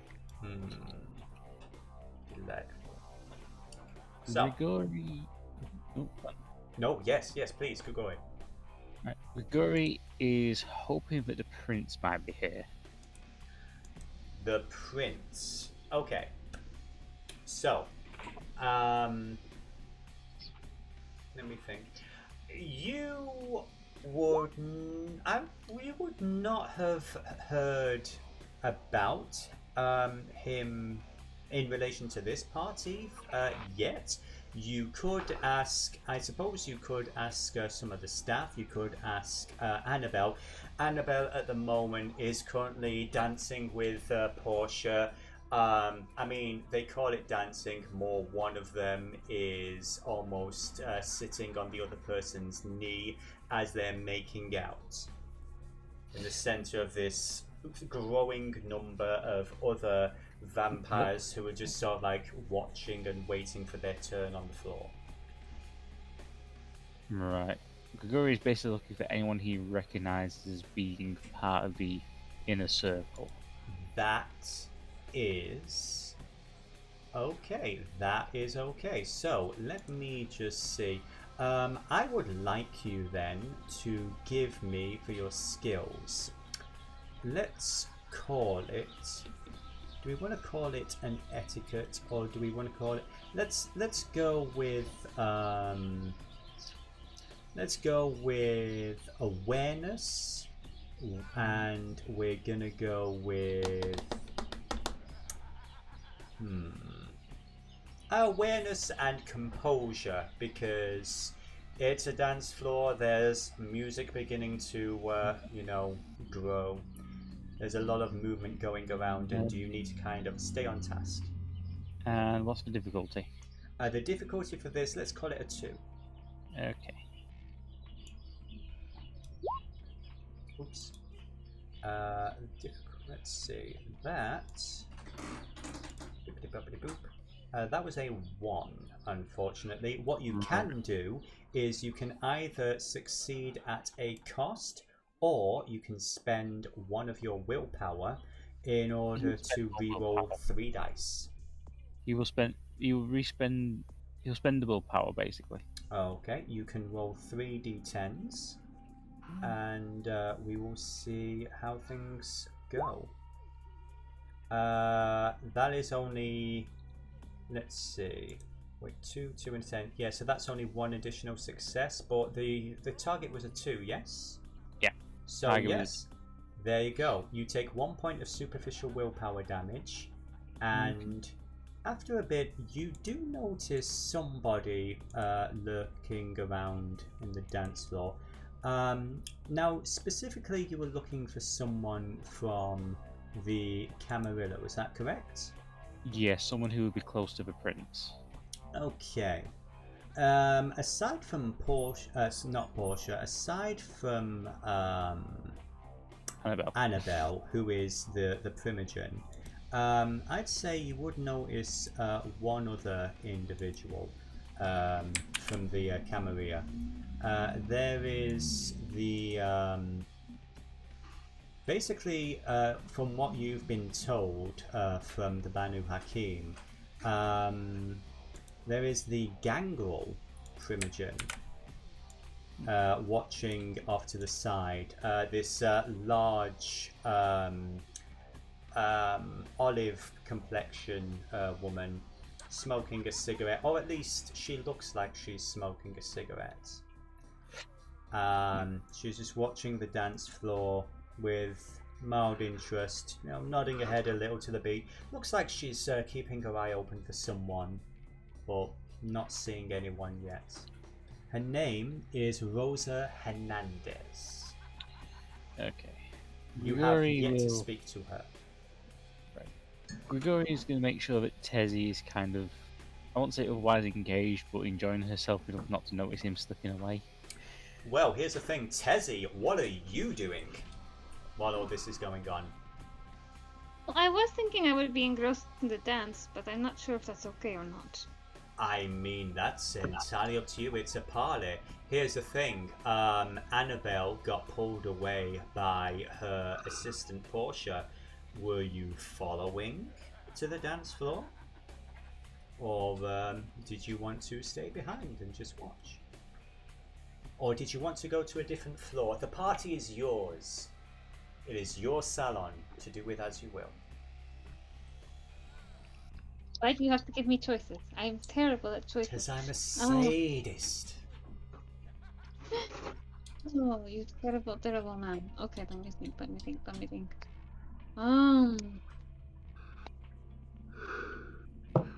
Well, let's see. I could always... Oh, dang it. But yes, I think I would enjoy the dance most. I would. Okay. So if I followed them onto the dance floor, you mean? Yeah.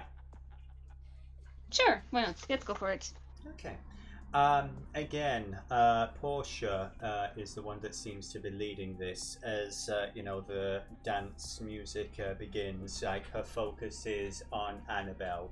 Annabelle is not taking her eyes off her as Portia is, just like moving against her. And then as she's glancing around, you would notice as well, like, other people, while they're joining them around the dance floor. A lot of people still seem to have all eyes on Portia. As you get closer, let me just read how this works, because of course this is up at the moment. I would like you to give me a roll. I would like you to give me a let's see. I would like you to give me intelligence and composure. Okay, 1 second. Intelligence and there you go. Okay, intelligence with composure. Yes, please. And the difficulty is going to be 5.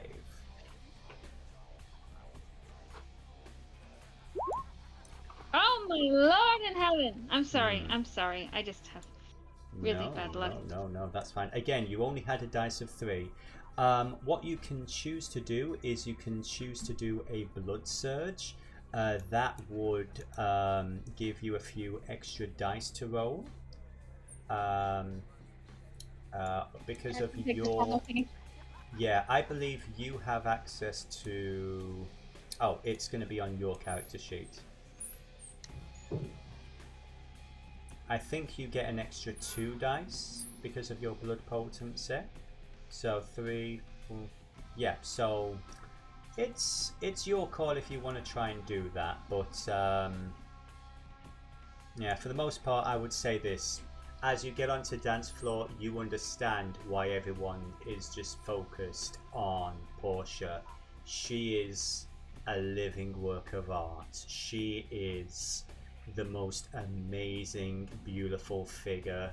Nobody could compare to her. And your eyes are just glued to her body as it moves, and yes, you absolutely want to be in that space.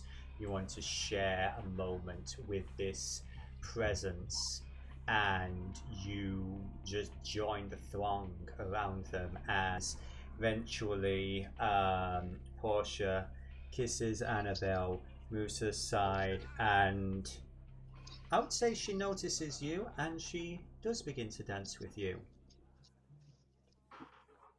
Yay! Okay, then I don't need to roll. We're good. Okay.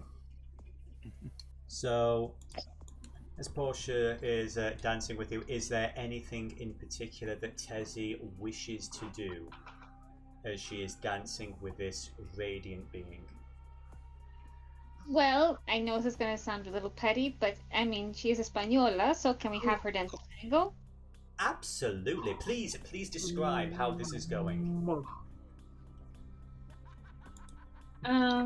Well, oh gosh, who's taking control of who? Well, if I'm totally enamored with dear Portia, I guess she's being the man in this case? Or am I just trying to show dominance because I have no composure, apparently? Well, yes, can it be that she's having a very sensual dance with dear Portia and just holding her very close and waltzing her across the floor, well, in this tango, and trying to her Latin lover in form and just being trying to show her strength and her in holding this perfect creature in her arms. Okay. Give me a strength mixed with... Would you want it to be strength and manipulation, or strength and dexterity? Oh, I remember the manipulation part. Okay, we had talked about this. Yes. Strength and manipulation, I think, yes. Yeah. Okay. And then we're going to get to Bluebird and her frenzy. Yes. Okay, no extra dice. And what difficulty? I would say at the moment a difficulty of 3, because Portia is not resisting and she's very amused by this. Right. Holy crap! Sorry. One success, unfortunately. Okay, you may spend... Oh, and one other bit of bookkeeping. Your willpower has been restored from the previous night, so you're back at your normal amount. Yay. So, I really wish I had some tango music right now. In fact, Sirenscape, do not fail me. Let's see what we can find. I was just doing the one from the Flintstones. Yeah. I was just thinking of the Blue Oyster. Oh,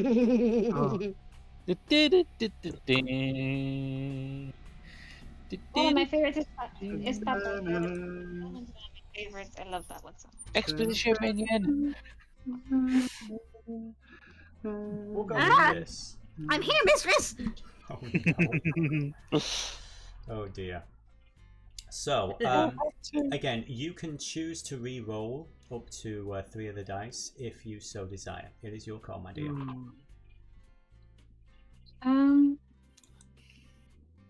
But would it give me an would it be good for me to do this? Okay, yeah, well let's do it. Let's do it. Do you want to impress her?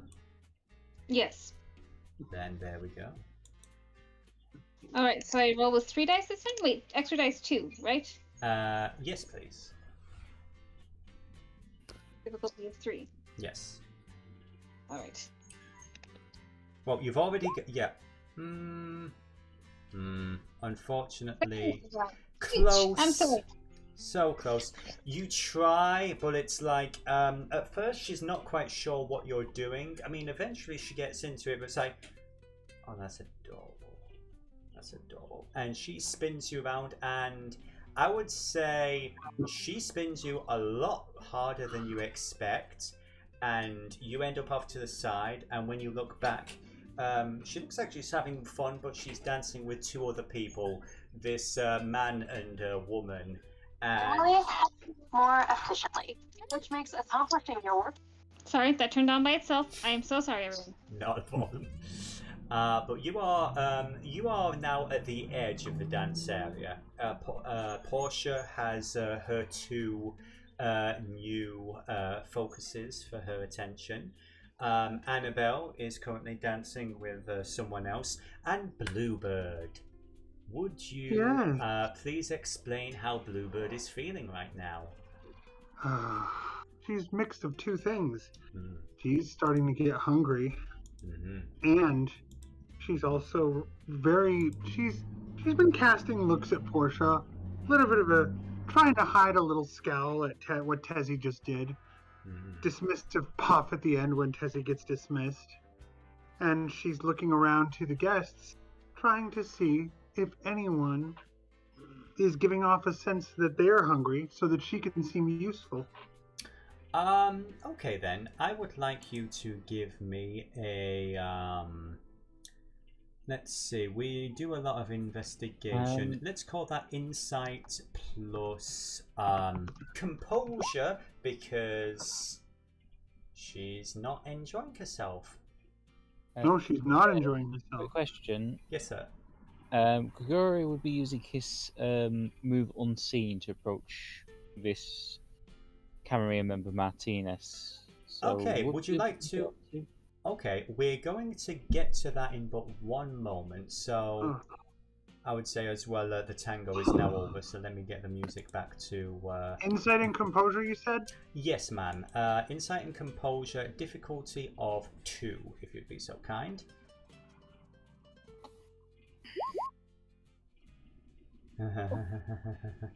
We'll get to you. We'll get to you in a moment, my dear. Yeah, we'll get to you in a moment. For those of you on the also, stream, I'll let you know, DeVillo, just a plan, no reroll. No reroll. Okay, that would be a messy critical. And yeah, this is why we don't play around with Sirenscape when we're in the middle of a game, because it takes forever to get back onto the thing I was playing. But yes, you are currently trying to rein it in. You're looking for someone to feed. I would say you see one dude, basically this guy with a oily sort of like leather haircut. He's got this. Yeah, I will actually. This is the. I need you instead. 1 second, sorry. Yeah, this one actually works.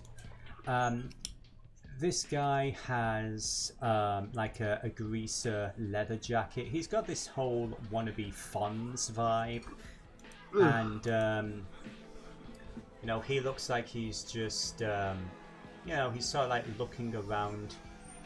Probably he wants something to eat.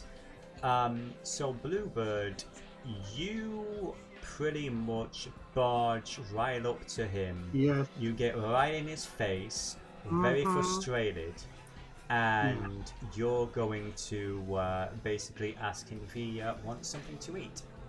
Yes. Might I offer you some refreshments? Anything's on the menu. Well, thanks, baby doll. I'm a little busy right now. I'm here on business. So, you mind? Oh, you're not hungry. What a disappointment. I guess I'll have to find someone else. No problem, because she does work for Annabelle. She can't piss off any of the guests. Keep it together, Bluebird, she's saying to herself. Don't punch this dude as much as you would enjoy it. I would say this, because it was a Messquerade. Would you please give me a frenzy test? Yes. Let me see. So, yeah, you have a button that says resist frenzy. It is right underneath your willpower. I'm looking. Willpower, yes. Yes. You bite your tongue. You literally bite your tongue, yes. Yeah, until the tip bleeds. You feel that delicious vitae, that fluid, that liquid fill your mouth, your own mouth. Yeah, she turns around a corner to one of the cloud formations that I talked about earlier. And DeVillo, I told you this. Can I tell the crowd how those are built? Yes. The thing about that? They are actually designed so that they are deceptive in their dimensionality. Not magical or anything, but just the idea that it looks flat on if you're looking at it like it's just one structure. But if you walk around it in a circle, you see that there's corners and little cubby areas. She goes in there to bite her tongue and then lick her lips from the blood from herself. And she is telling herself very quietly, we'll make art. We'll make art. It'll be all right. Two of us together will make art. It'll be beautiful. You and me. Okay. And that's, yeah. You're the help. You're invisible. Annabelle needs you. Okay, then. So, while that is going on, Grigori Syracuse, would you please explain to me being a poor new storyteller who doesn't have all the powers memorized, what exactly are you doing in regards to... Well, I just read up an unseen passage wouldn't really be appropriate here, but more that he's trying to not attract Bluebird or Tez's attention or Annabelle's attention as he makes his way towards Martinez. Okay. Y'all don't need to worry about that on my part. I am behind a cloud, away from the rest of you. Yeah, Bluebird is plenty distracted right now. Tezzy is currently... she's just... apparently she just got thrown across the dance floor by Portia. Alice is... I would say Alice is still wrapped with fascination with the setup of the performance piece in the middle of the room with Edith. So I would say, if you want to, I would have you roll a stealth and a charisma as you're trying to work your way through the crowd, being polite and charming without causing too much of a trouble. Okay, what difficulty? I would say difficulty of 2. You're able to get through eventually, but you are kind of bumping into a couple of people, a few enthusiastic dancers, until eventually you find that Rosa is looking right at you. So tilts her head a little. You see her giving a bit of a sniff. Have we met? I can't say for certain, mademoiselle. You are part of the prince's retinue, you? Well, I wouldn't call it a retinue. I'm the Primogen for the gangle. As in, me and that whore, she points over to Annabelle on the dance floor, are on the same level. I see. She wishes. Do you have the prince will be in attendance this evening? She almost chokes on a cigarette. Oh fuck, you no! This isn't a Elysium. This is just one of her freaking whore parties. This prince wouldn't be seen dead here. You will forgive me, but there is something important I must discuss with you. Oh? You are familiar with the Hound, yes? shit, I'm now going to have to... okay. It's sort of... We've got a couple of hounds. Why are you telling me that one of Damien's pets has got loose or something? I'm meaning the hound.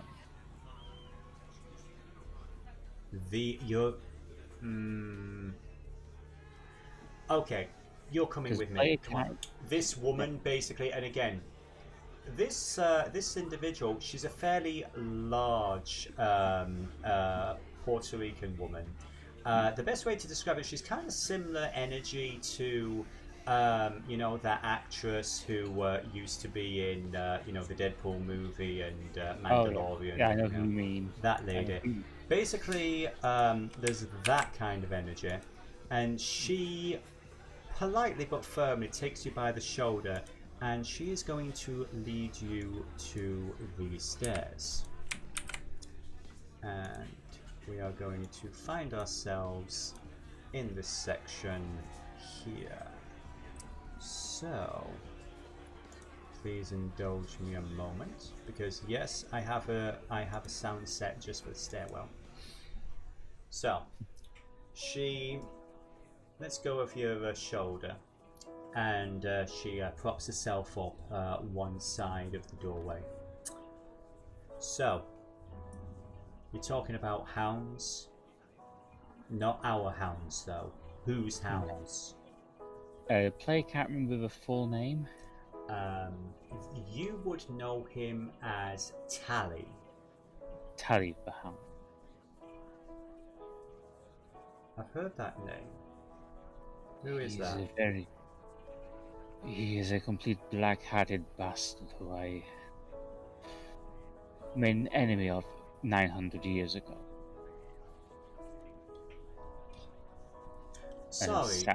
Sorry, how old are you? 900 years.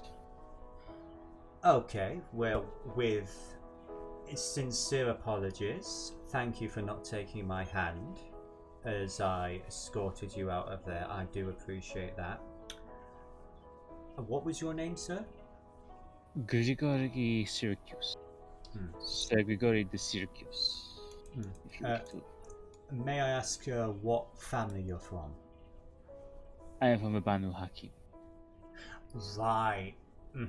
Sorry, yeah, we're not really clued up with your people yet, so apologies. I do apologize. I have been slumbering since the 1980s here in Chicago. Right. Previously, I was in Philadelphia for the past few hundred years. 80s? How old was I in the 80s? Wow. But yeah, as I said, my name is Rosa Hernandez. I'm for some reason I'm suddenly switching into a Cockney accent. That's not my intention. It is more a case of, I would hate to say politeness, but if the hound and I were to meet and resolve our ancient enmity, would the prince be offended if I were to take his head, for example? Well, so I know the Banu Hakim are new to the Camarilla, so let me give you a few basic pointers. We are not allowed to take lives. No kindred can end the life of another kindred when they are in the prince's domain, and the city of Chicago is Prince Jackson's domain. I see. So you would need to approach the prince with your grievance, and he would weigh whether or not a blood hunt needed to be called on this Tally. What is he exactly? What bloodline? What faction? Who is he with? Here's the thing. Character levels, the player is kind of numbers kind of spot. Yeah. Basically, he the last you saw, he was a Templar of the Sabbat. A Templar of the Sabbat. Last time I met. Well, interesting. So for the record, not to get into politics too much, I mean, I honestly didn't really expect to have this kind of conversation. If I may be perfectly honest, this is less a matter of politics, more a personal. Okay. Personal grudges I actually respect a little bit more than politics, if you don't mind me being so bold. Let's just say our enmity has been rather prevalent since we met in Acre in the 1100s. I was turned in 74, so 1974. So yes, I apologize. Not a problem, but no, I get hate, I get holding a grudge and wanting to kill the bastard who did you wrong. Kind of how me and my sire ended up, so I respect that. Legally, with the Camarilla and the Prince, your best bet would be to resolve your differences unofficially, off the books. Make sure nobody like me, who isn't me, would find out. Certainly don't tell Annabelle. The slightest thing you know, she repeats everything she hears. She's a fucking gossip. I fear that I am unable to resolve this. I am on the bound not to transgress. Yeah. The Camarilla would, however, probably have no problem putting down a dangerous Sabbat member. I mean, the Sabbat are enemies of ours. That is just it. I believe he is La Sombra. He's connected to that. Oh, shit. I mean, I've never met one, but I've heard of them. Nobody's reading the chat. That's fine. Yeah, her eyes do widen a little at the mention of the Sombra. I mean, I've heard they can do some shit. But as you say, if Prince Jackson does not approve of resolving matters in Personal such a way, stuff, no. Especially when personal stuff gets messy and, you know, it becomes a masquerade breach and all that. That's when things get nasty. Now, Banu Hakim, you're new to the Camarilla. I would say there's certain hoops that they expect you to go through. We have the same problems. Now, my lot, the Gangle, a lot of us just left. I'm trying to keep things together, hold the family line, if that makes sense, but, you know, Chicago's not as stable as it used to be. I mean, you said you slept since the 80s, yeah? Yes, I have been sleeping for a while. Since the werewolves hit us in the 90s, a lot of the elders have left. They're calling, they call it the beckoning. Like, people are just up, who've been here for decades, but like hundreds of years, they've just gone. The Tremere Primogen, creepy little kid, he left a year or two ago. There's a whole bunch, like my boss, she turned her back on the Camarilla, on everything. She was just sick and tired of how things had been going. She's gone. A lot of my lot have gone, but I'm like, nah. We put too much work into this organisation. The Camarilla is safety, in my opinion. This is stability, and we need it. We need the Ivory Tower. And I'm really glad that we've got the Banu Hakim on our side. But this comes with a cost, you know what I mean? There are certain ways of doing things, and not everyone likes them, but they need to be done. Well, I believe that the Sombra are now part of or close to becoming part of the Camarilla, right? Full disclosure, this is from the storyteller to the DM. This has not happened yet. Whether or not that becomes the focus of future sessions, well, that's why I said they are possible. There is a sniffing. Okay. Her eyes saw it. Where the hell did you hear that? Well, I am Banu Hakim. We have our ways of knowing. Fuck me. Rest assured, I do not wish to cause unnecessary strife between the kindred. Yeah, sure. No, having a bunch of creepy shadow dancers, rubbing shoulders with us, that's not scary at all. But as I say, if Prince Jackson is against resolving my issue in such a direct manner, then, like I say, I will not press the matter. My personal suggestion, as a woman who likes to resolve her grudges personally as well, if you can swing it, so this is there's a dangerous Sabbat agent, and you have proof that he is running rampant in the city, attacking mortals and causing issue, then that's where you go with. If you've got no proof of that, then you get sneaky. You make sure people like me don't know about it. I see. If I am able to obtain proof, then I shall do so. I'll be honest, I've got a question for you. Yes. You've been around a bit. Intermittently, yes. Yeah. Are you any good with werewolves? The last werewolf I encountered was in Ardennes in 1944. And we were working together. You were working with a lupine? Well, let's just say that we both had a particular hatred of a certain organization in Germany at the time.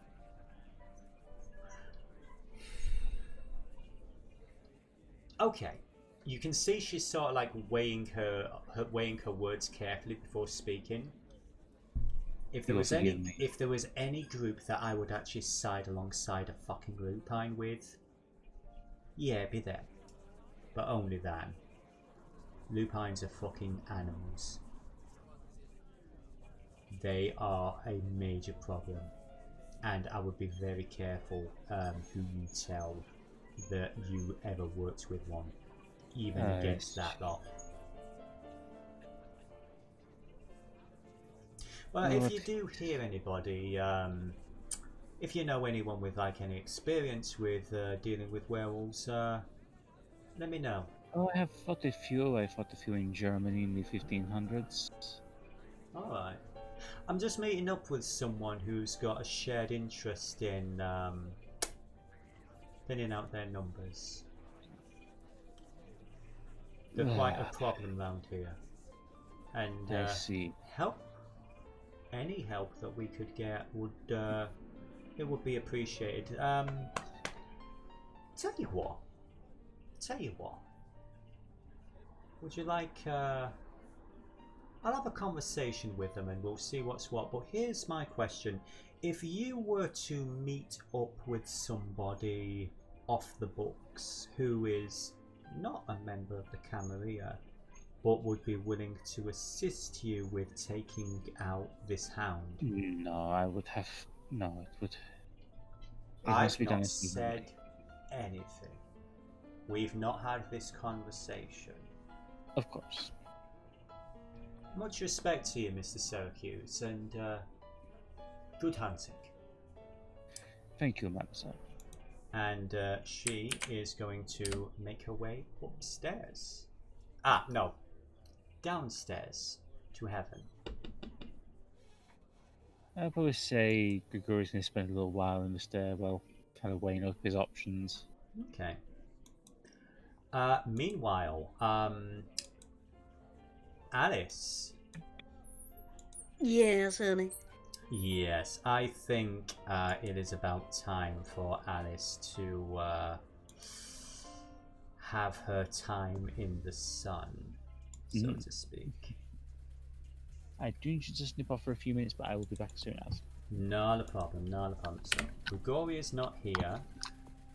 These ladies are dancing away. My question to Bluebird, is Bluebird still downstairs? She is going around. Did you see the message that I sent to everyone accidentally? I didn't. I'm about to read it now. Yeah, so you go up and read that. I don't know why that keeps happening. I'm doing the -GM, Whisper GM, -Whisper GM. Yes. Still... I will put it to you this way, my dear. You've been introduced to the caterer. Yes, she is going to look for the caterer. She is having a problem, and she's going to try to keep it together, but she actually, she believes firmly that, ignoring problems like that is why vampires get into trouble. Okay. I would say the party in the heaven, not the heaven, in the Garden of Eden where Bertie is holding court. That's going on in full swing. Both toy and pet are wrapped around each other, now completely nude. The snake entwining around. Pet, the female, has a knife and she is carving a long, slow line down Toy's shoulder to his arm, and you see the snake wrapped around, and it is biting into him as one or two vampires basically they're each taking turns having basically they're dipping their hand into the chocolate fountain, so to speak. Yes. No double dipping. No double dipping, and Bertie's Not even on hand. Bertie and Bronwyn are both on hand to make sure everybody is behaving themselves. But yes. Bronwyn sort of glances over and there's a look of recognition. Oh, hello, darling. And what can I do for you? Is everything alright downstairs? As far as I can tell, things are fine. There's an Arthur Fonzarelli you may want to keep an eye on. But yeah, I'm feeling a mite peckish. And does Bronwyn know her particular needs for when she feeds? You've never met Bronwyn before. Oh. However, Bronwyn just sort of like tilts her head and gives you a look. I can see you. You're looking a little bit peckish, my dear. Yeah. Please come over to my private larder. Yeah, thank you. And I know I'm just a help, but... We're all the help here tonight, darling. Indulge yourself a little. They're all messing around upstairs. She says, I accept, as Annabelle will be the first to tell you, I am something of a special needs case. I have particulars, so, what are you into? What do you want? What are you into? She says, I need to make someone very, very scared. I'd heard that about you, Bluebird. She says, I'm not afraid to tell people. Never be afraid of what you are. I'm not afraid of who I am at all. So the more, she says, the more, the ones you need the least of, the ones who may not end up leaving tonight in the same way they came in. Let me see what we have here for you. Now, if I remember correctly, the rule is we're not allowed to kill anyone. You're absolutely not allowed to kill anyone. Yes, and so that's why she said she had to catch herself, and she's like, the people that may not leave here the same as they. Give me a persuasion and a charisma. Persuasion. Remember, Alice, when you said she's so nice, though. Persuasion and charisma. And I'm going to give you 2 bonus dice. Yes, because it's Bluebird. But the difficulty for this is going to be 2. Yes. Okay, that's a success. She gives a sort of a look around to double check and see if anyone's interested. You do notice Bertie is currently fussing around his ghouls. He also seems to be petting the snake a little bit, but talking to it. She does try to catch his eye on the way out. I will say that I didn't get really a chance in the organization of things to point that out, if she can. He seems to be paying more attention to his main art piece at the moment. That's also, there is somebody who is enjoying a very tasty snack. Yes. Ironically enough, that's going to be Bluebird in a moment. Maybe. We'll see. Bronwyn is going to lead you to one of the small areas out of the way. The chip eating is so great. Yeah, it's perfect. But yeah, she leads you to this arm out of the way section. Let's get the music changed for this because I think this is a little more appropriate. And I can tell you it is Seth. Seth, we're enjoying your chip eating. So, this is basically one of the side rooms, and you see this is where most of the white containers that those other gentlemen were bringing in earlier are. It's just like, so you want to make someone suffer first? She nods, and she says, but don't. I don't know if you guys can hear me or not, but she says, I want to rescue someone from their terrible captors. Oh, I see. Yes. I have just a thing. One moment. Yeah, And someone who's very eager to get away. Someone, and if you can find someone who's been praying, that would be even better. Religion. I have exactly the one. One moment. And she actually gives a little giggle, and she bounces over to this one container, and she sort of drags it to the side, and she starts popping, a few of the latches, and she pops the. She also is going around. She locks the door that you came through, gives you a little wink, and as the last latch pops, she goes invisible. Is there someone in there? Hello? Yes. Hold on. I'm trying to get you out. She pulls open the last latch. Okay. You basically you see this woman. She looks to be in her, I would say probably late 30s, early 40s. A little bit of weight to her and everything. She's got basically like a cardigan on. She just looks like a typical, almost like a Sunday school teacher vibe. Mm-hmm. Oh my god. Where are we? What's going on? These people are religious fanatic terrorists, and they're doing some kind of crazy ritual. Look at how they have me dressed. They were going to sacrifice me on a big altar. Oh my god, we gotta call the police. Do you have a cell phone? I think they're Satanists. Oh my god, where are we? I don't know. I was just coming out of church. I was in DeCoin. DeCoin, Illinois. I was at a pinball restaurant. Pinball. Okay. Give me for this. She's from the 20s. Yes, I know. What do humans do? A pinball restaurant.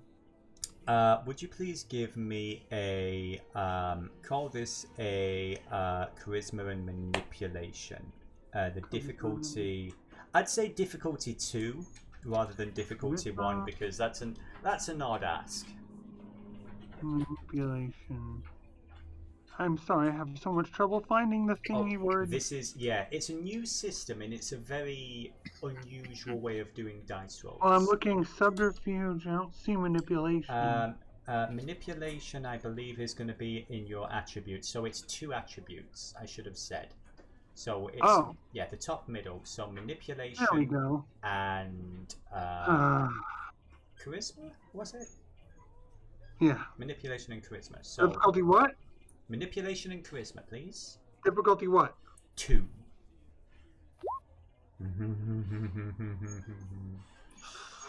Okay. Okay.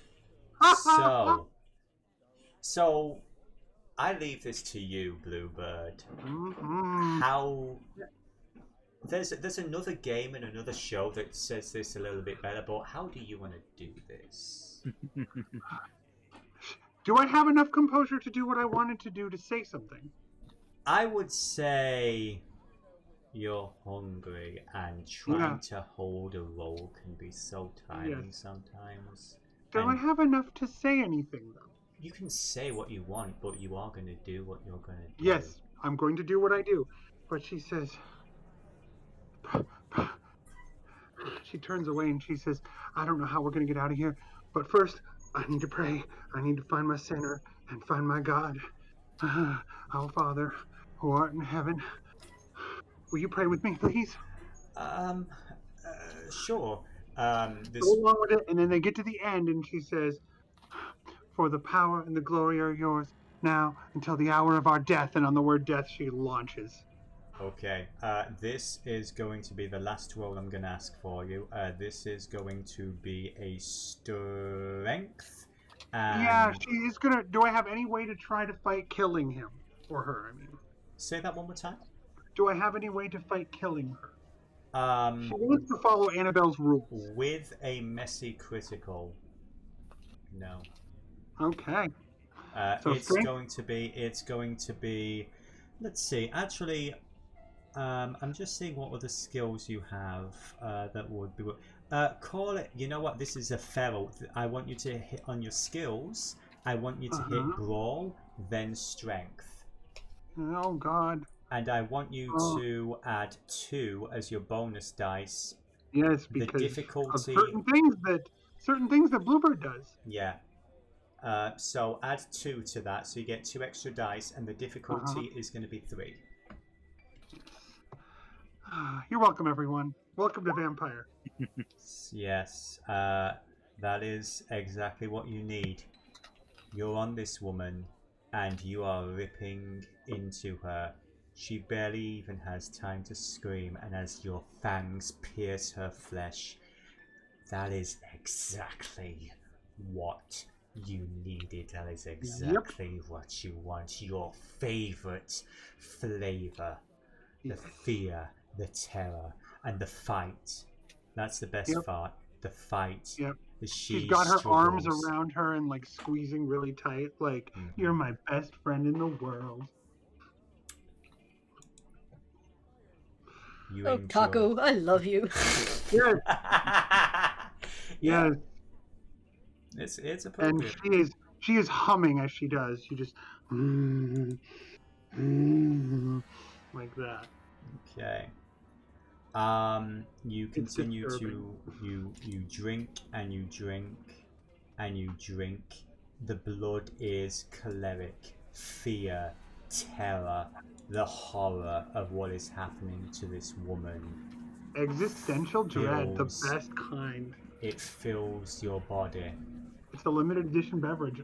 I would like you to make a note that until your next feeding, Bluebird has an extra point in celerity. Or rather, your resonance is choleric. So I will just type that in the chat for you. My hunger was 2. What's my hunger now? 0. You end her life. And you're also going to take 3 stains. Hold on a second. I'm trying to find a place to put notes. Yes. I don't have a place to put notes. There is basically if you scroll down a little bit where it says hunger, on the left of hunger there's a space for resonance. Yes. You can type in choleric. Okay. I'll share the chart at some point, but yeah. It just says cool, but that's okay. I know. The sheet's a little bit weird. And the last thing I'm going to have you do is there's a little wheel next to your humanity. Yeah. I would like you to enter the number 3 when you click that wheel. And then hit enter. You now have 3 stains to your humanity. Yes. Because you have just ended a life. So. Oh shit! Yes. And as the last drops leave this vessel, you look up and you see Bronwyn standing next to you. Very, very big smile on her face. Oh, don't worry about that, darling. I'll clean it up. And then suddenly, it's like this rush goes through her, and then she droops her shoulders and she says, You're not worried about... Oh, I shouldn't have done that. Oh, why not? Oh, she's dead. Oh dear. Oh no. She didn't matter. I've wanted to speak to you for a while, Bluebird. I've heard wonderful things about you. And I see they're not... I know, Scottish. Ootsmon, look! There we go. Too much juice loose about this hoose. There we go. I heard wonderful things about you. And I'm glad to see I wasn't disappointed in your willingness to indulge in your true nature. I'd like you to come to my club tonight once we're all done with this. You'll find me at the Blue Velvet. I'm actually just down the road from here. Well, how could I resist a club with my name in it? I didn't think you would. She leans forward and she dabs a little bit of blood from the corner of your mouth. You enjoy yourself for the rest of the night. Don't worry about working. I can handle Annabelle. And I'll handle the trash. She grins. You're sure? Trust me.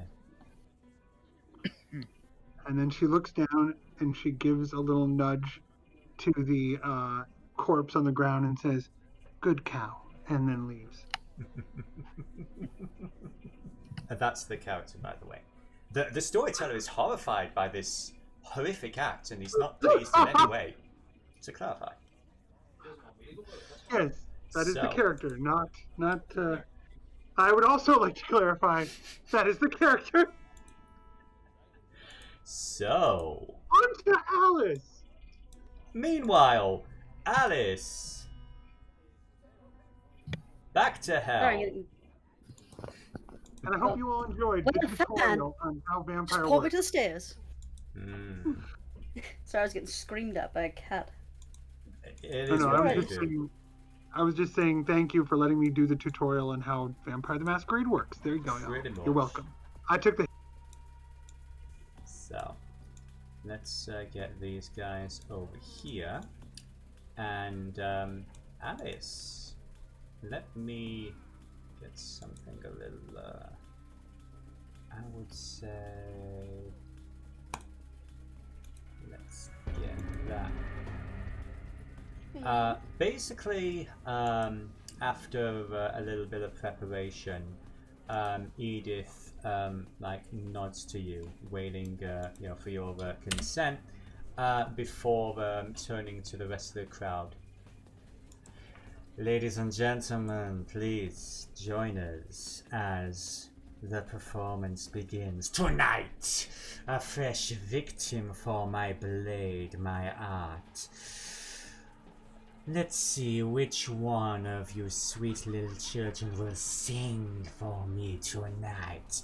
And out of nowhere, there's this gigantic bullwhip that she just cracks down, and you see half the kindred just sort of flinch a little bit.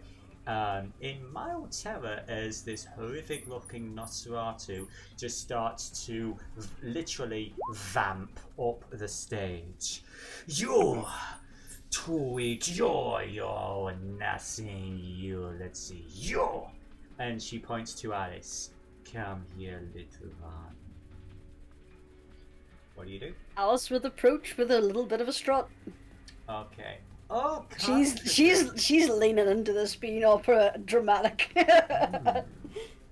A confident one. Let us see how long that confidence lasts. and quick as a flash, this huge clawed hand has you by the throat. You'd think she's like about to like throttle you or something, but despite the appearance, very gentle as she tilts your head up with her thumb to meet your gaze. What is your name, victim? Well, you can just call me Alice, Mommy. Oh, that was perfect. That laughter actually happened in there. Oh, so confident. Oh, we will see what other names you can come with before we are done.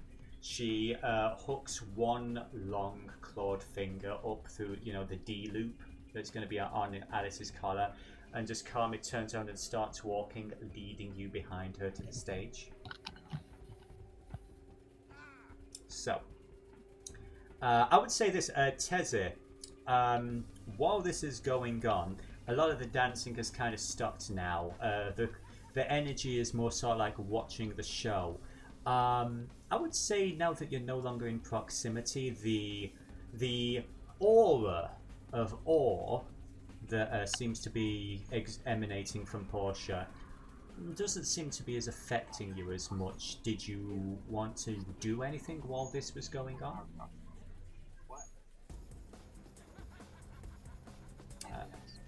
Deanna?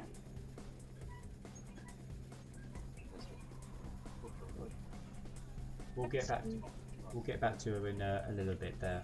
She might be here. Yes. Oh, sorry. Yes. Hi. Oh, there she is. Hi. Can you hear me? We can hear you. Yes.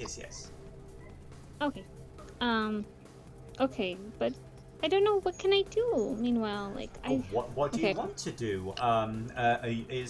Because here's the thing. Tezi was kind of pushed to the side mid-motion. She was trying to dance with Annabelle and Portia, and then she was kind of pushed to the side. I would say Grigori's come back in from the stairwell and has gone to look for Tezi at this point. Okay. He's... Provided you don't need to do any rolls, he's gonna find her and he's just gonna go, I have to go back to the house. Okay. You can't, this is a civil affair, right? She can't just, kind of get peeved off and attack somebody for pushing her away, right? It would probably not be the smartest move. The only vampire that you know and trust here is Grigori. Everybody else is, for the most part, a stranger. There is Bluebird, but you don't see her at the moment.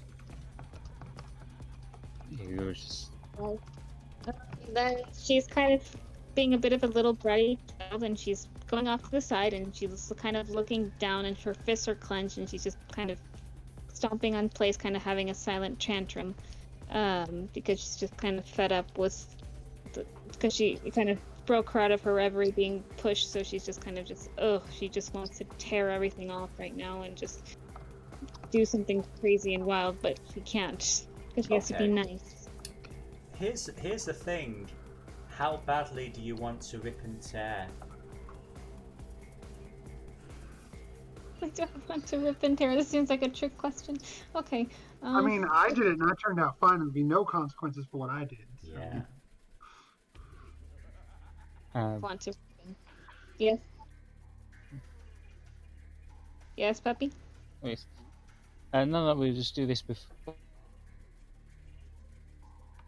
But yeah, Grigori's currently looking for Tezi. Oh no, I want to know what Tezi's doing. Tezi, what are you doing though? Okay, she just got pushed to the side. She kind of wants to rip and tear. She's still hungry because she hasn't eaten either, so she's kind of. Yeah, under your hunger meter, there is something where it says frenzy test. Oh, well, actually, not that button. I think there's also like a. Let me just bring up a character sheet so I can see what I'm talking about here. I just want to make sure. Resist frenzy. It's going to be under your willpower. Resist frenzy, if you'd be so kind. And before you click it, remember that you have all your willpower back. Frenzy? Yes, that one, right? Mm-hmm. Okay. Yeah, resist frenzy. Okay. Yeah. I would say, Grigori, you just come in as you see Teddy. She's sort of like flexing herself a little. She's like, you know, like her jaw's sort of like clicking a little. You see the fangs come out a bit as she sort of like rolls her shoulders and kind of calms down a little bit. Fiery Latina woman, but she's holding it together for the moment. And now you two are together. Tezi, I need to return to the house. I think it would be smart to go because I am feeling quite peckish and I feel like I'm going to tear into something and it's not going to be a good way. I'm certain the Morin would be able to acquire something to eat. I need to go organize something. Let's go. I didn't quite hear that, Pepita. Already, I'm suffocating here. Alright, we'll make our way back. Okay, so the two of you leave. Are you leaving the salon completely? Yes, he's basically looks at Tezi and goes, "You know how to handle these modern telephones better than I do. Can you call Eugenie?" Yes, of course. Although, if they ever think I'm going to put my girl on a leash, I'm going to put you on a leash instead. You got it? Ding, ding, ding, ding. And she calls up. I'm really not in the mood right now. See. Aw, she believes in free-range humans. Tezi has some very interesting eating habits. Well, you all do, but yeah, no. Tezi has her own way of doing things. So, we will say that Tezi and Grigori, they are going to step out for the rest of this scene. Meanwhile, Alice! Yeah! As you are chained and strapped in, Edith, as she's leaning over, she basically got one boot on your chest, like the knee of her boot on your chest, as she's, tightening straps. There's cracking of the whip, the whole event as she's sort of like cackling to the audience, showing off knives, basically holding a knife up to your face, then a needle, and this whole ballet of sadism. Is there anything that Alice is going to try and do? Any sort of performance piece she's going to throw in, or is she's gonna be all in this. She's gonna be pretending to strain against the chains for a little bit. Okay. Just be dramatic as fuck. Hell yes. Give me on your skills, I want you to give me a performance, and add your charisma, and you have 3 bonus die, 3 extra die, because Edith you're basically feeding into Edith's performance. Difficulty 2? Difficulty of 2, yes. I also sent you a message. Something that I think as this goes on that I meant to tell you before, but I didn't get a chance. Sorry. Okay. So that is a success. Like I say, you help it. You're like, oh no, please, please, no, mommy. That kind of whole shtick. The crowd are loving it. You see a bunch of people gathering around. Oh, mommy, I've been bad. Yes, and again, the laughter, it cuts in at the perfect time. I would say, let me just get them all down here because it makes a lot more sense. Dennis, I just sent you a message. I'm having far too much fun with Alice. Yeah. There's no such thing as too much fun. Yeah. Especially with S&M. Incidentally, did I mention this is Vampire the Masquerade? This is an adult game. This is not going to be monetized, and Yes, sir.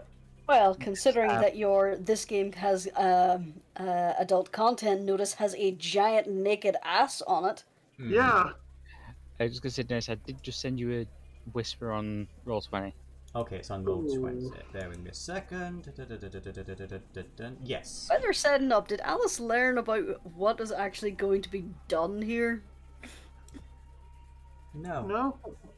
So, I would say this. One slight retcon. What does Alice want Edith to create for her?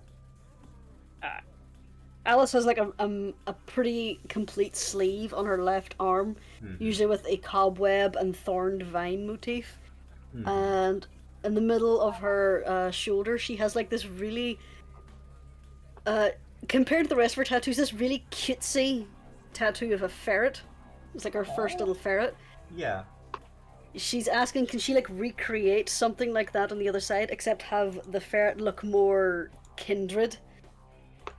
With a little collar, and just along the collar, she wants Milton's screen name. Okay, so you're basically looking for a vampire ferret, is that correct? Yeah. She wants it to look a little bit more vicious and such. Hell yes, okay. With the vines and the cobweb.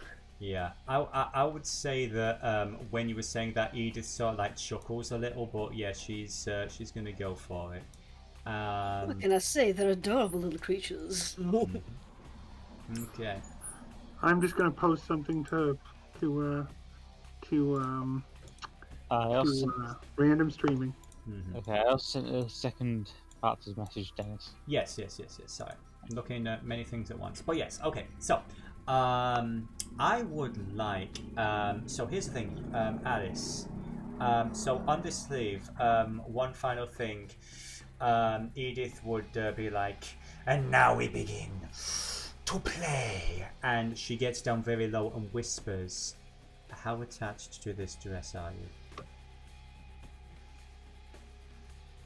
Well, if it can't be cleaned, it can always be removed. The entire arm is ripped away by these huge talons, to the cheers of the audience as she activates the machine. This tattooist needle, and she begins... Right, you mean the arm of the dress, not my physical arm, okay? When you said the entire arm, I thought she ripped my arm off. Well, she did ask for consent first, at least, so that's something. True. Yes. Don't worry, she's not a Samichi. But yeah, she begins to work on you. Now, Alice, you've had tattoos before. You are no stranger to ink and the feel of the needle on your flesh. This is unlike anything you have ever experienced in your life. You are going to take 2 points of superficial damage as you feel this hot, white burning begin to sear into your arm. There's a slight acrid smell, and from your position where you're bound down, you start to see a little bit of smoke. I would say, if you would be so kind as to give me a frenzy check underneath your willpower. Sure. Let's see where's willpower. There it is. Resist frenzy. Resist frenzy, yes. So far you have plenty of dice in that. You haven't really taken any willpower damage throughout the course of the evening.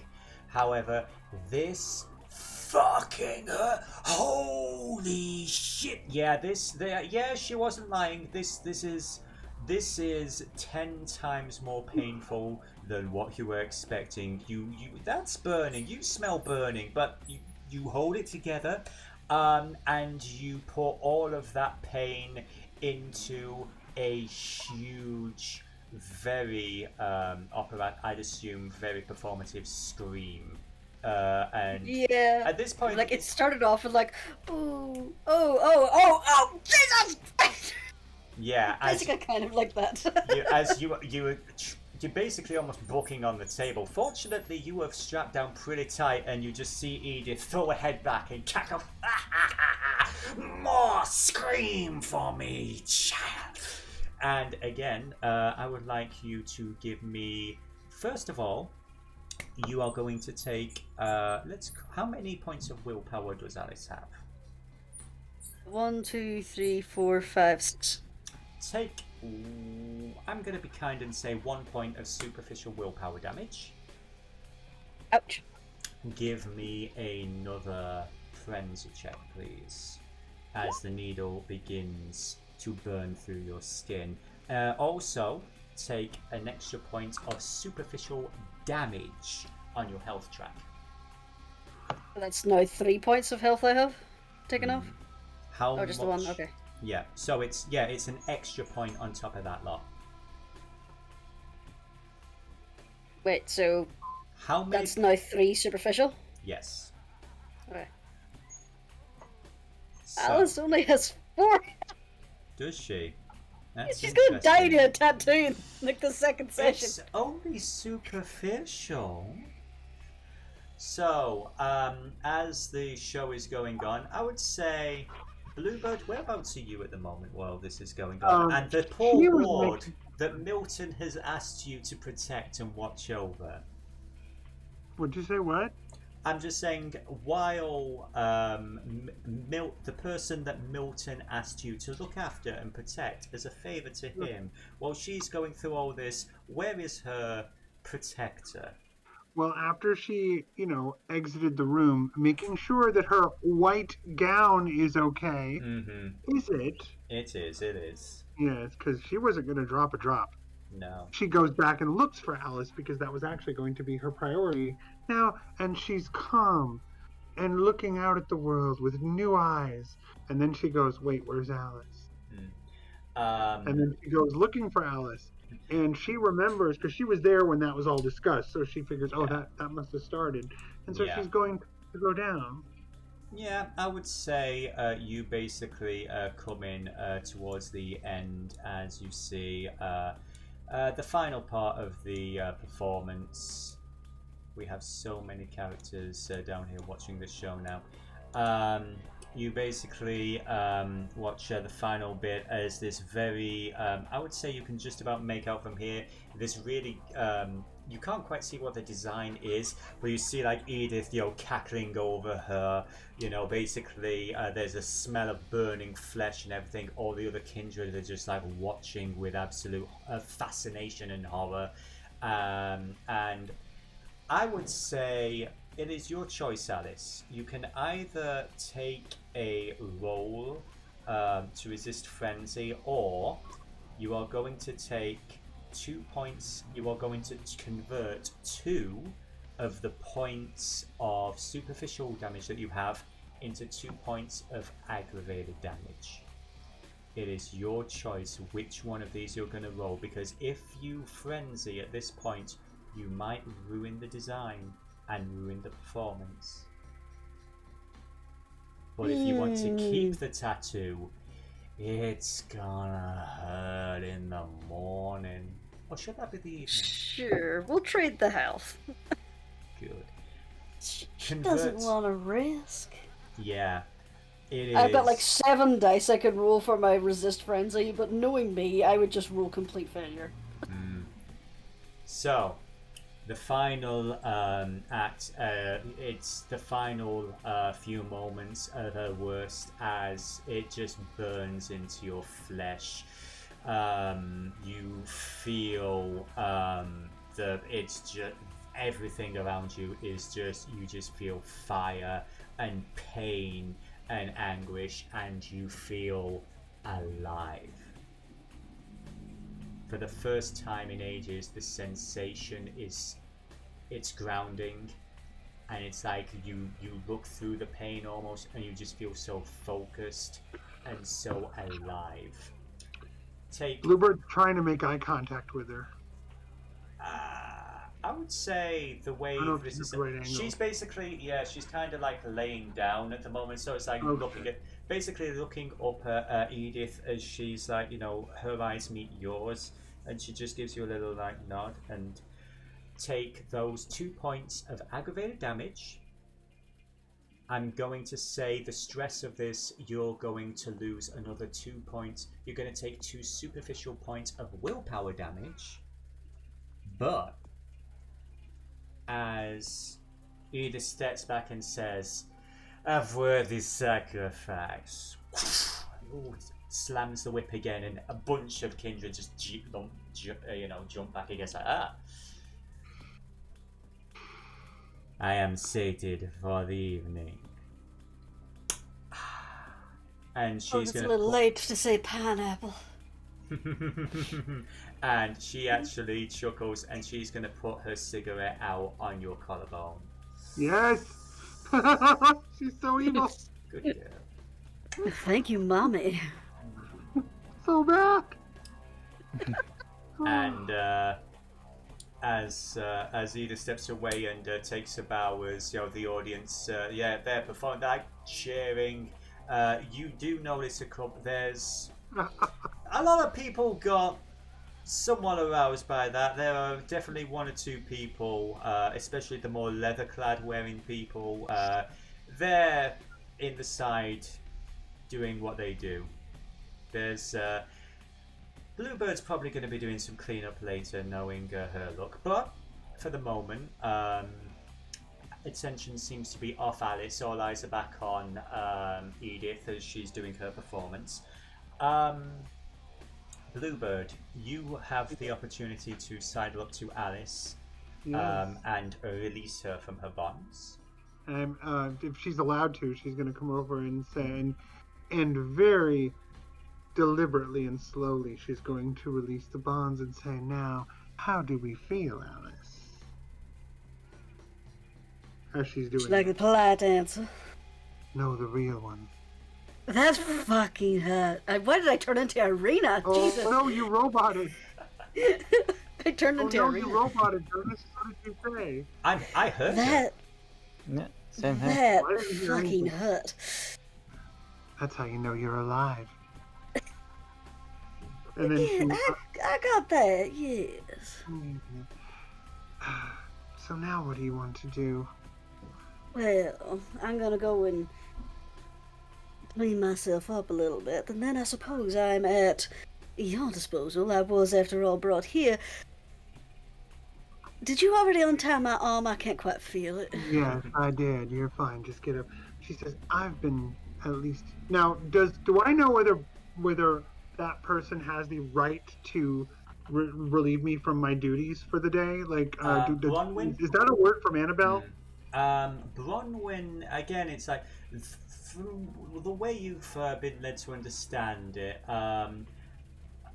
the Salon, the idea is there's a little bit of, there's a certain structure with the setup, but when you get right down to it, you see at this point of the evening, all these vampires are just doing what vampires do. They are dancing, they are all over each other. It's an eyes wide shut thing. There is definitely, Annabelle is making out with this one woman and a dude. There are 3 people on Portia at the moment. They're not going to notice. We've brought Frankenstein's monster to life. This party will continue until it fades. Now come, I do want to show you something. Before, I was relieved of my duties, you're relieved of yours. It's time to have some fun. But before then, I want to show you, and where is Grigori? Grigori! She's like looking around, not calling. He was around the edge of the table when I got strained. I think he wandered off somewhere in that direction. Let's try to find him. Oh, hang on, my legs aren't working. Oh, there we go. Smack. There I would say this. There are 2 things that Alice notices. In fact, Alice, give me a. Let me check your sheet. Let me see what we can do. How about give me a awareness and a wits. Difficulty of 1. Awareness and wits, difficulty of 1. And I'll give you 1 bonus dice because they're one of the few people not dancing. or making out with anyone right now. 3 successes. Okay.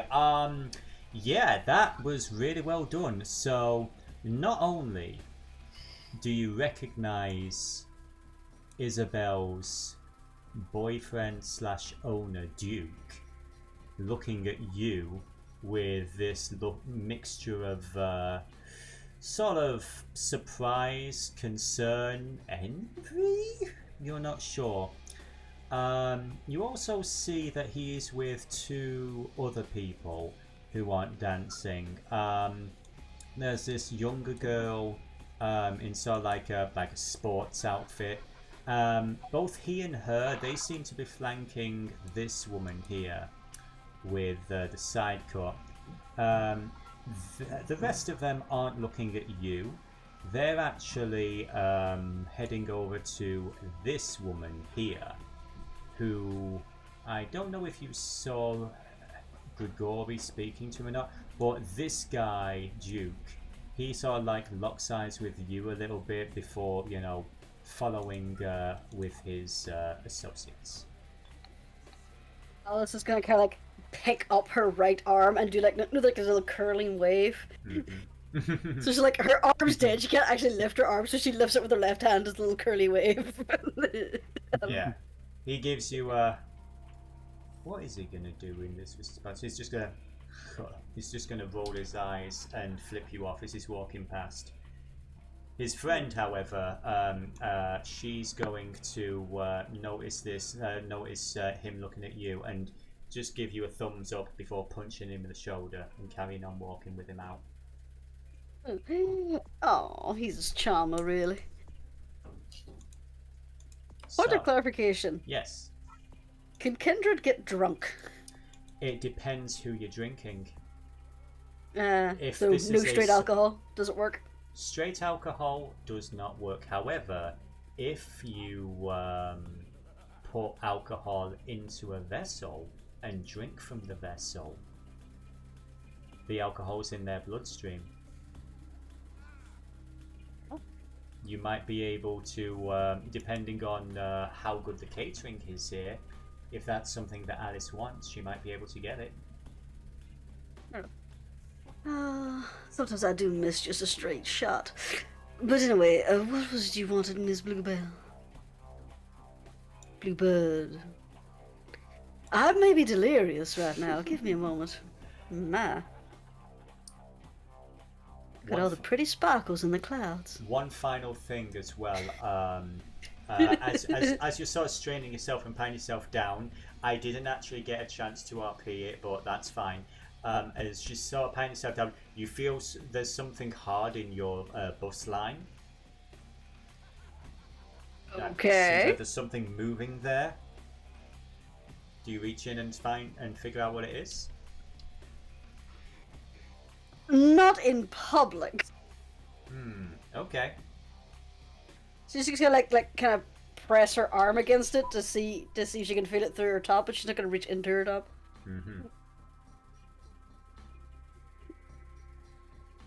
Okay. But yes. Yes. I think Bluebird was going to lead her away from the crowd anyway. Yeah, she is. And Bluebird is just kind of walking languidly now that I don't have to work. I guess we can try to find Gregory and Tezi, was it? Oh yeah, that's right. And I want to try to show them the proudest part of the display here, but I want to see how it's going over. Okay. Did you enjoy yourself, dear?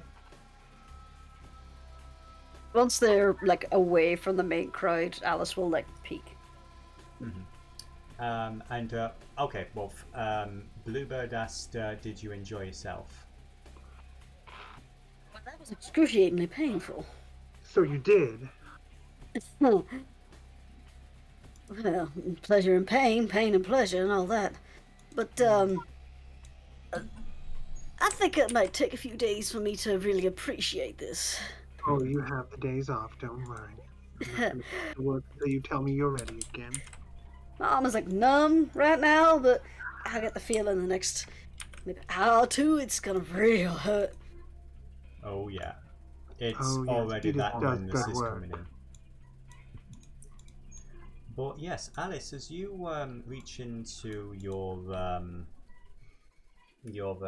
basically your bust, you pull out this thin black card.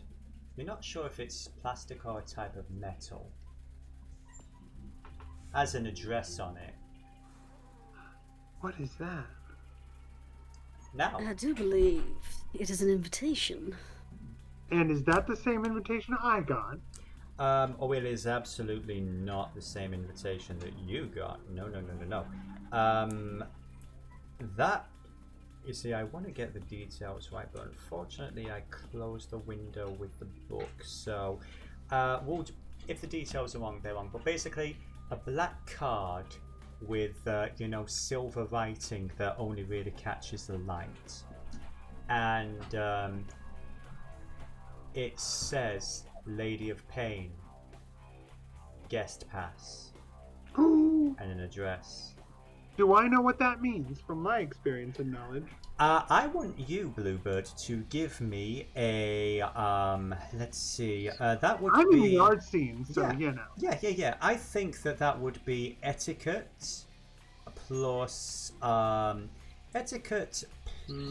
intelligence with call it three extra dice. Difficulty of 3. I'm looking for etiquette. Etiquette is in the middle. Etiquette plus plus what? Plus intelligence. Plus Always a 3 good stat dice. for me. Yeah. Okay, and how many extra dice? 3 extra dice. Uh-huh. And the difficulty is going to be 3. Okay. Because technically this isn't your usual wheel. Oh, 4. Yeah, that was a. This is a pass for Alice plus 1 guest to enter into the House of Pain for an evening. The House of Pain is a very, very exclusive club for people who enjoy being hurt and hurting others. And Bluebird says, Alice, my dear, does that say plus 1 plus a guest? Yes. Well, it that does. is a very exclusive club. I would recommend holding on to that until you find an opportunity to use it for ingratiating purposes. Don't waste it on a friend. Did you say don't waste it on a friend? Yes. Ooh. Oh, yes, well, networking and all that. Exactly. There are people. I don't think Millie would be all that interested. He's more of a private type. She says, any of us, save it for someone who will give you something for it. Someone deserving, of course. Make sure they're deserving. You wouldn't want to bring anyone there who didn't deserve to be there. Edith has a way of knowing those kind of things, and I would just recommend it as a future bargaining chip. It'll work like one, trust me. Now, I still don't see Gregory. My gracious. Well, why don't you come along? Maybe he's already seen it. Maybe he'll catch up later. Maybe he'll miss out and take a nap. I would say at this point, if you guys are looking around all over the place, eventually you're probably going to get back to the garden section where Bertie is currently working. At this point, it's getting towards the end of the evening. There is no snake anymore, okay, yes, because it's fun. I would Bring in say, the snake! yeah, I would say, yes. So basically, this naked man and woman, they're entwined together. Again, there is, as you come in, I would say there is sort of like the smell of blood. Bluebird, you're familiar with the taste of their blood and not that partial to it, and B, you've already fed, so you're fine. Alice, on the other hand, Yeah, they want to be there. That's no. Alice, my dear, I would like you to give me a rouse check. A rouse check is going to be directly under your hunger track, as you smell the fresh blood of these two as it pours down their skin. Do I have the presence of mind to know whether this would be a bad idea? Socially? At the moment, socially, no. Yes, a rouse check, yes. You succeed. It smells, as you know, you've had to spend all your time feeding on rats and animals, but oh, it smells good. That smells good, and you know, they look pretty good, and damn, she is vicious with that knife. This poor guy is not. Now, well, he looks like he's in two minds about how he feels about it. But, yeah, you're able to rein it in. You don't feel the need to take a bite right now. You don't get hungry, but you could treat yourself. I would actually say, as she's performing with a knife, the girl looks around and catches your eye. She notices Bluebird. There's the faintest trace of a smile as her eyes go back to Alice. And she holds out an arm to you, and there's like this blood trail all down her wrist as she holds her wrist out to you. Go ahead, dear. Are the help allowed to partake? Yes, you're being offered, and our services have ended for the evening, so I would say partake, yes. All right. I don't see why not. It's not to my taste, but I have special needs, as you know. As you're heading over, Alice, I'm so sorry for talking over you there. Could you please give me an awareness? In fact, let's call it... Me?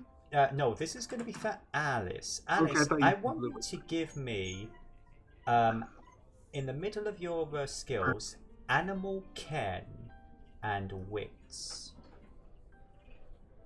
Animal Ken and Wits. It's right in the middle at the top. Oh, there it is. Submit. Any extra dice or difficulty? Because of your experience with animals and everything, I'd say an extra 1 dice. The difficulty is going to be 3. Ooh. Yes. Okay. Speaking of animal handling, are you okay? Why are you licking the D&D books? They're so tasty, Mother. I must know the secrets of the clackies and the beholders. Here.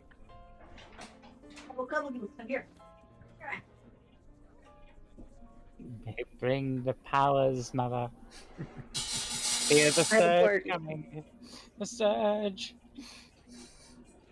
So. I've acquired a Lucy. Continue. Yay. Oh, hi, Lucy. So, basically, this is what happens. As you lean forward and you almost lock eyes with this woman, this breathing, living woman, you can tell. She's not like the others. You sort of like glance over, and like right over her shoulder, looking right at you, is a snake. It's just staring right at you, just watching. That's unusual behavior for a snake. Do you drink? Would it be familiar to the kind of bond she has to her ferret, where she turned it into a familiar type thing? I would say yes. You seem to have yourself a little supervisor. There's a slightly dark chuckle at the back of the girl's throat as she glances over at the snake, then back to you. It's more fun when there's someone watching. I'm actually going to bring her token up here. Bear with me just one moment. Do I actually? Oh, I don't actually have a character sheet for it. That's right. So yeah, but she basically gestures with her arm again. I'm pet. I belong to Bertie. But if That's you'd like fair. that to change for the night, you're more than welcome to ask her. Yeah, how about just a taste for now? And does your little supervisor here like getting scritches? The snake almost tilts its head to the side. Looks like it's thinking about it, and then it leans forward a little bit, so it's almost next to her wrist, kind of like this. While Alice is feeding, she's going to give the snake scritches. Okay. Beautiful. Okay. Because snakes are adorable. Alice. Yes, they are. Good They noodles. are. They're beautiful creatures. But Alice, have you ever fed from a human being before? No. Have you ever fed from Milton before? I think she did. We established she did because she had to get her strength up for the first few days. Okay. But the majority of your food has been animals. Is that correct? Yes. So, this is the first living human that you've drank from since your embrace. And it's odd. It's sustaining, and it's like soup. It's almost like chicken soup in a way. You know it's good, and you know you feel better. You know it's sustaining and everything, but there's just something about her blood that doesn't have... You've eaten rats, you've eaten animals, and you've tasted, their fear or whatever else. There's a certain flavour to the blood. Almost like a feeling, an emotional resonance. This girl's blood, as her grey eyes lock with yours, doesn't taste of anything, really. It's hard. If you have any points of hunger above 1, you may reduce them to just 1 point. Nope. Then you don't get any less hungry, you just have a very surprisingly unsatisfying but still intimate encounter with this woman. Any other Intriguing. Thank you for noticing that. And as she returns to her performance, her eyes casually glide over Bluebird, and again there's that very slight smirk to her face before she returns to tormenting her performing partner with a knife. Who's a good little familiar? Yes, you are. You're a good little familiar. No, now go back to watching your little charge. So cute. The snake nods and slowly gets back into the scene. So, given Boop, our... I did not expect. Say again? Boop, I did not expect. So... Pretty much. Just under the chin scritches and then a little boop when she called him a good boy. So... with all that having been said, given the time of the evening and everything, we'll make this the final interaction. Was there anything that either Bluebird or Alice wished to do in this final location before we wrap things up? Absolutely. She wants to show Alice the mural and see how people are liking it. Okay. She's been avoiding it, but not avoiding it. She wants to know, for reasons she's not even sure of, why it's very important to her that she check on that. Okay. And then she tells Bertie that, because he hasn't seen, I don't think Bertie has seen the final version of it. She says, I'm going to go check out the mural. I want to see how it's going over. Sure, Bertie is going to head over. Also, I just realised we don't have poor Alice here. There we go, let's change that. Yeah, he's going to come over between the two of you, and he's actually going to put one arm on each of your shoulders. It's been a wonderful night tonight, hasn't it? Yeah. Very much so. Bertie, Don't touch the arm, don't touch the arm, don't touch the arm. Oh, God. What? Everything all right, my dear? Let's just say there was a little bit of a performance. Like, well, seriously, your hand is now covered in blood. Is it actually? I would say that you would not have got through the dance floor if you were actually bleeding, honey.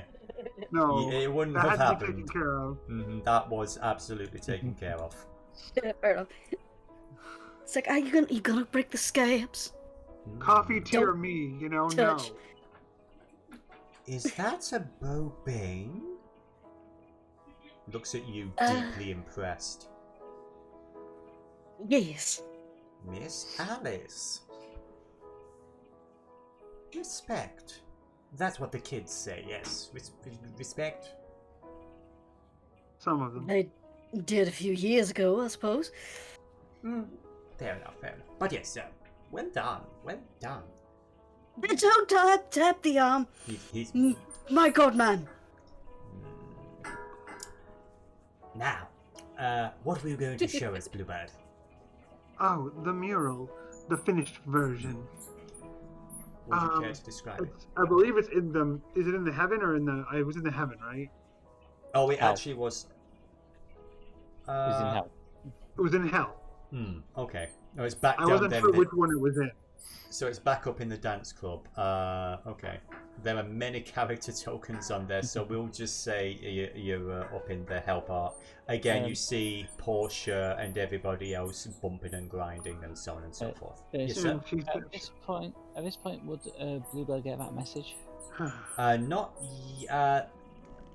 Not yet. That's a valid question, no though. We're gonna get through this, and then we're gonna do that message. Okay. So, D, you go ahead.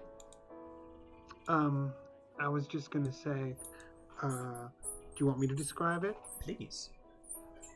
So there's this mural, and it wasn't visible before, but it's slowly lowered over the course of the evening, and now it is in full view. It is a combination of... Underneath it says, the Garden of Vision. It says the Garden of Vision. And it depicts a woman whose lower torso is... upper torso is human. Vampiric human. But it's long, tusk fangs, 2 of them. Like one of those bats with the hyper stylized bats with the long teeth, and its lower half is like a beast mount, like it's on a mount as its lower half, and the lower half from it, 7 serpents' heads are jutting forth profanely, and the heads of each of the 7 creatures is a bat's head, and their bodies, their necks, are made like a chain of sinew and muscle, and Adam and Eve are in their grip, and Adam is being squeezed to death, constricted. Eve is being bitten, and Cain and Abel are 2 figures on either side at complete opposite ends, one of which is like a standing skeleton, like a symbol of death, and the other is like a stony, grayed out, like featureless, statue-ish being.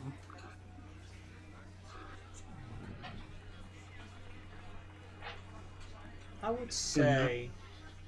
Well, I'm so sorry, was there anything else? No, that was it. I would say... Bertie is he's stroking his chin, looking at it appraisingly. Quite nice. My question: which one's which? What do you mean, dear? Well, you know, Abel and Cain. That's up for you to decide. Okay. Alice, darling, you're new, shall we say. Do you know why some people refer to us as Cainites? Well, if I do remember those dreary days in Sunday school, it was because Cain was the first murderer. Yes, he was. And was there anything else that they taught you in your little Sunday school? Well, now I'm curious as to what you think we were taught down there, but go ahead. You seem to have a flair for the dramatic. Tell me the story. Darling, you have no idea, but yes. He basically arm around your shoulder. Again, he's like, oops, sorry. He basically gestures to the painting. One more time, I swear. We'll have a conversation about that. But anyway. Roll frenzy! Okay. Wasn't it there? He basically begins telling you a story about the first garden and how the children of Adam and Eve, grew apart. How Cain, filled with bitterness and jealousy over Abel, murdered his brother, and as a result was cursed by God to wander the lands forever, to burn in the sun, and to continually fear death until the end of time itself. People believe that Cain was the first of our kind. All of us are descended from him. At least that's what the Church of Cain would have you believe. I personally am not a big fan of their misogynistic and stupid teachings, but I subscribe to a different belief. But most believe that Cain is the progenitor of our kind.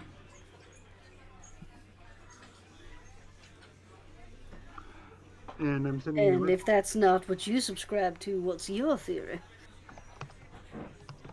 Something a little more controversial, and perhaps something for a much better, more private establishment. Another night, my dear. We've only just met. I'm not going to give you all my secrets. But now I'm just thinking you just want to use that as an excuse to get me to meet with you again. Darling, it's both. You're right, my dear. He looks over to Bluebird. She is fun. And oh, one more thing. And Bertie comes back and he explains that Grigori and Tezi left early. Oh dear. I don't know what they seem to be in a bit of a tizzy, but let me see. Let me check. I wrote it down on a piece of paper. Of course, I can't use these cellular devices. Pet does all that for me. Yes, he's going to arrange someone called Eugene to text you. Apologies for skipping out to the salon. Business came up and he's making a few inquiries. Also, he says to pass on his apologies to Annabelle, but you see Annabelle is in the corner and she is currently feeding on this other gentleman, while Portia is feeding on these two women, all of them kindred, and they are absolutely into it. So there's a lot of blood at this point of the night. The smell's getting a little rich, and there's a lot of Again, there's another couple over there in the corner, and they're doing the horizontal mamba. So it's definitely eyes wide shut up in here. Oh my! Yeah, Bluebird for her part is sort of just looking away from it all. They're ruining her exhibit. Mm-hmm. That's not what this place is for. I would say this for the final scene of the evening, as she comes up for a bit of air, licking her lips. Portia glances across the club and she sees you, Bluebird. So licks her lips, like beckons you over with a single finger. Bluebird walks over. Very languidly, very calm.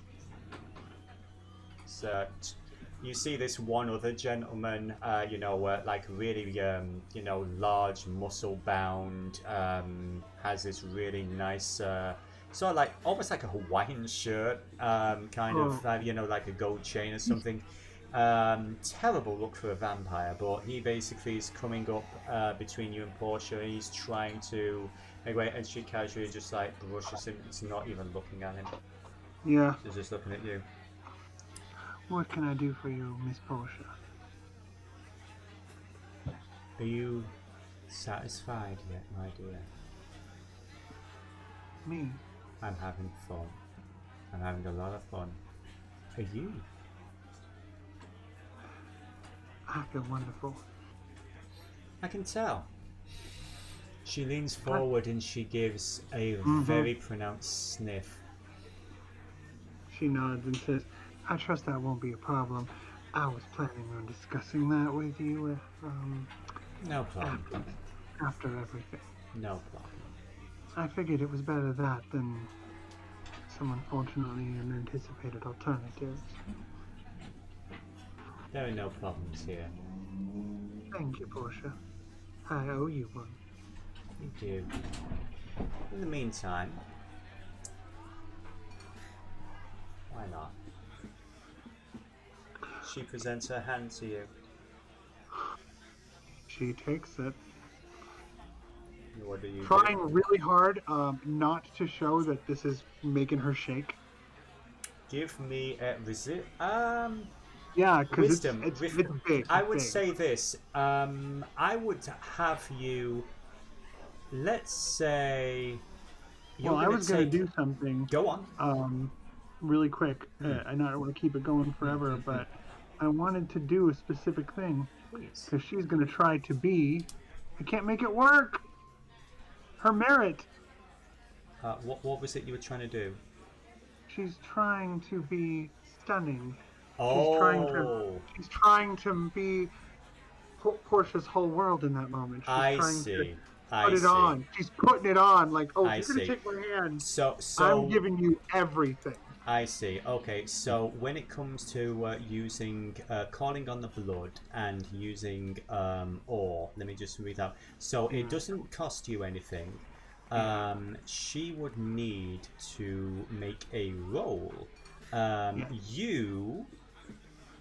She needs to roll composure and intelligence versus your manipulation and presence. So please, you roll me presence and manipulation. I'm trying. And let me get medicine. I'm looking. Yeah, it's presence and manipulation, or manipulation and presence. Let me check your sheet real fast. Manipulation and presence. I'm pretty sure. Oh, I see. Presence. So it's going to be presence first, and presence is going to... Oh, I'm a dumbass. I'm sorry, honey, yeah. So presence is the school of power that you're doing, so you only have 1 dot in presence. So just roll manipulation and add a single dice. Or if it doesn't let you do that, do manipulation and manipulation again. Difficulty? Yes, the difficulty for this is going to be hers, and let me get her sheet. I would say the difficulty for this is going to be difficulty 5. Ooh, come on. 3. She's her trying. Her eyebrow twerks a little, and she kind of chuckles a bit. She's like, "Oh, you are too sweet." But she does take the hand. She says, I try for you, I try to be. It's the attempt I appreciate. And what do you do? She's like shaking. She's got her hand out. She's letting her take her hand to do what she wants. She's kind of hypnotized. She slowly turns her hand around and presents her wrist. You see 1 or 2 of the people nearby go, oh. Now, I don't know Vampire the Masquerade social cues. Would it be appropriate to kiss the hand or bite the hand, or what does this mean in vampire society? It's usually a case of biting the hand. Okay.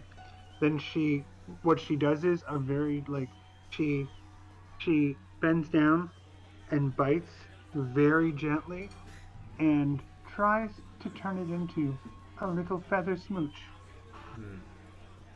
As you take a bite and you slowly drink in, how much blood are you already are out of hunger, you don't feel any hunger. She is going to take just a drop, and there's a reason. One drop. Just the tiniest drop. She says,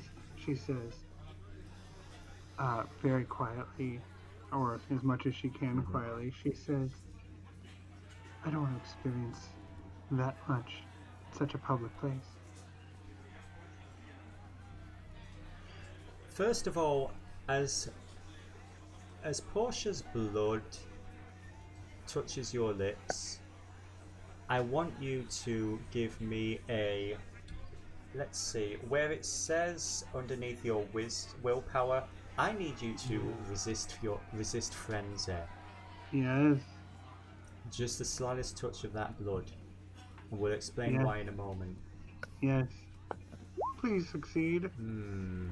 Close, but you're able to get there. It is. Watch her eyes like go cold, cold, and then she gets it back. They dilate. Yes. You've drunk from Annabelle, your patron.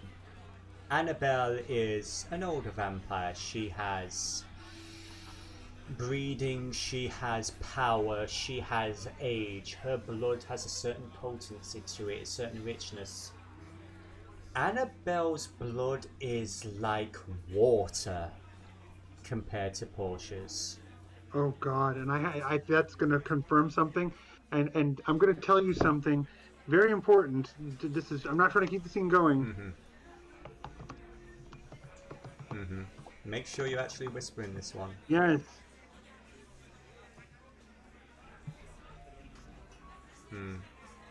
And that is, she's starting to feel like, wow.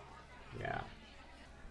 That is, yeah. So she's like, and then there's this moment of gasp, and there is a look, and she is conveying that look to Portia. Whether Portia gets it or not, it's another story. But that's... Earlier when you had your you had this certain flavor to the blood, and it was filled with fear. Now you have this strong, rich, sanguine taste. Just the slightest hint of Portia's blood has just overpowered everything from your previous feeding. All that fear, all that strength with your celerity and everything is gone. Instead, your blood is singing with a sanguine flavor. She would expect nothing less. It is overpowering. Make a note. Wonderful. Before we end the evening, as you now have a floating extra 2 points in any ability that involves sanguine blood. So that would be something we'll check after, the session has finished there. But yeah, just make a note, 2 points of sanguine somewhere. And I think, because we are a little over time, I think unless anyone else has anything they wish to say, nope. I think we are going to call things there. Yes. A very successful evening all round. Ow. So, thank you, one and all, for the second episode of our Vampire the Masquerade Chicago by Night Chronicle, The Messquerade. I have been your storyteller, Dennis. This is all based on the Chicago by Night book. people who've read the book have probably got some idea of who's who and what's what and some of the things I have planned, and I apologise for nothing. It's been a genuine pleasure. A big thank you to our vampires, D, Bluebird, Diana as Tezi, Sephi as Grigori, and Jonas as Alice. Did you all enjoy your little party? Very much so. I can't feel my arm. I felt so bad for Tezi though. She was in the part. It's like she was only there for 5 minutes, and then she was like, Portia's just like, couple of failed rolls. To be honest, Grigori was going to let her spend the rest of the night there and send Eugenie back to pick her up later. She felt rejected, and that was really sad, but Bluebird's not the kind of person who would care. Everybody has their free will. Except the humans. This is very true. Also, I've just realised I'm very dark. There we go. But yes. So, questions, comments, theories. All I can say is it is better to have lusted and lost than not to have lusted at all. It's okay. There was plenty of lust. There was plenty of thirst. And by the way, I toned it down a lot. Yes, you my did. initial plan. I toned it down a bit. Save for Twitch. Can I just say, I love how Grigori is the only person there who didn't join in with debauchery. Yeah, I Well, figured. to be fair, he had his wine earlier, so that was it. I was Also, gonna I do point have a out- comment. Go ahead. This was the kind of scene that Alice really wanted to get into, but was too shy in her actual life. It's just like, no, she's just like, fuck it, let's have fun. Well, it's a good thing you're alive now, like Bluebird said. Yeah, that's what I mean. This is basically Alice has just been like freed by being turned. Yes.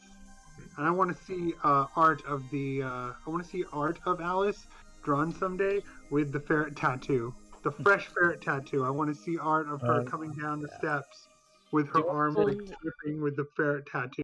Do you want I to point out? wonder if Daddy will like it. Do you want to point out that Grigori did try to make Alice feel welcome? Yes. Now I do have a comment though.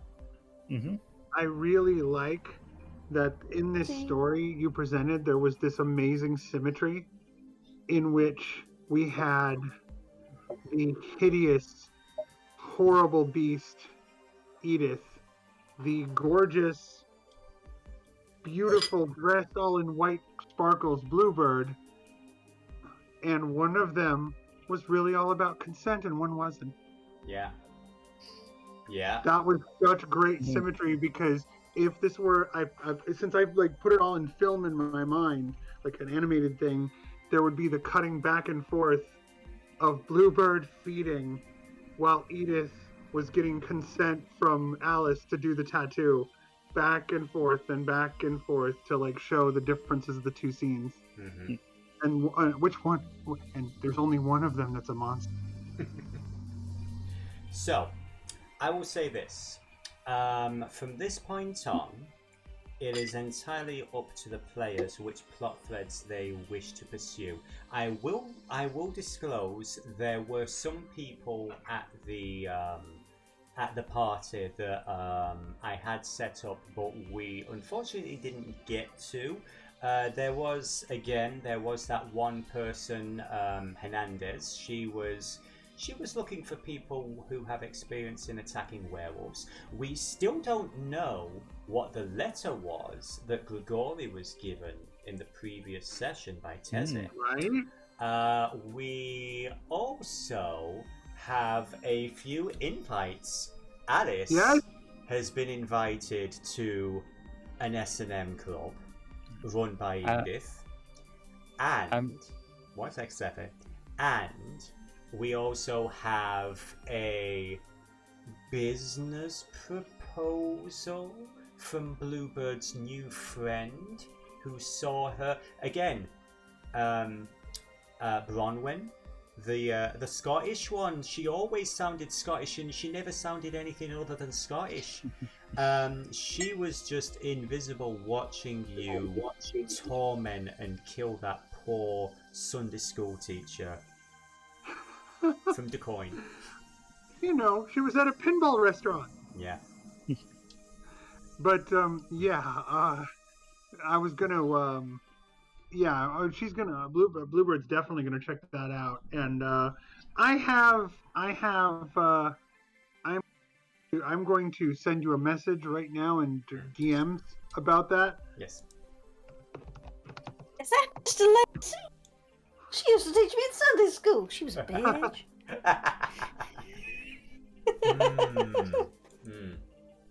I sent you that message, Devilla. I saw it, and I will neither confirm nor deny, because I wasn't expecting you to, but that's why I was like, oh boy. I think why I think that? You know why I think that? I'm not going to spoil it because it doesn't spoil anything, but the reason I think that is because of the freaking thumbnail. That thumbnail speaks to me. It does.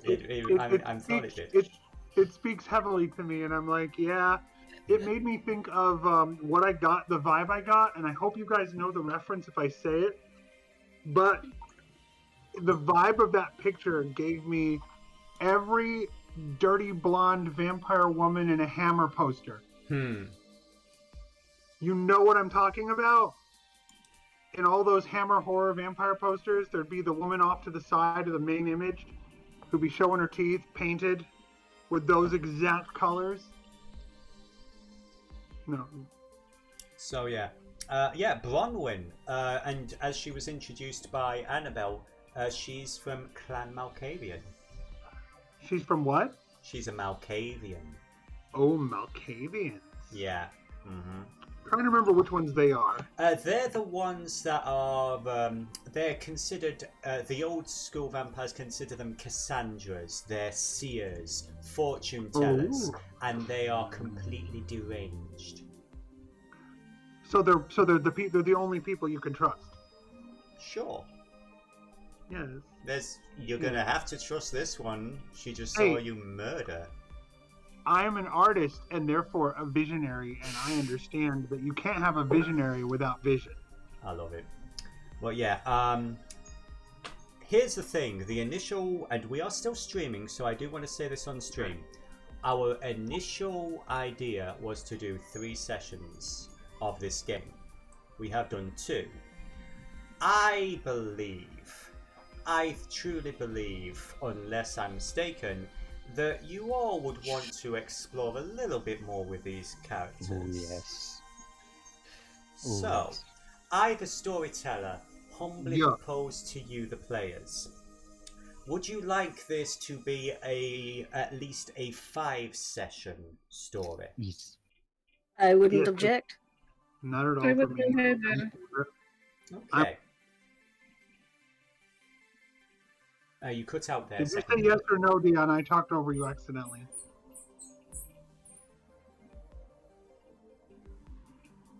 Papita? I said You're cutting out, puppy. Yeah, you're cutting.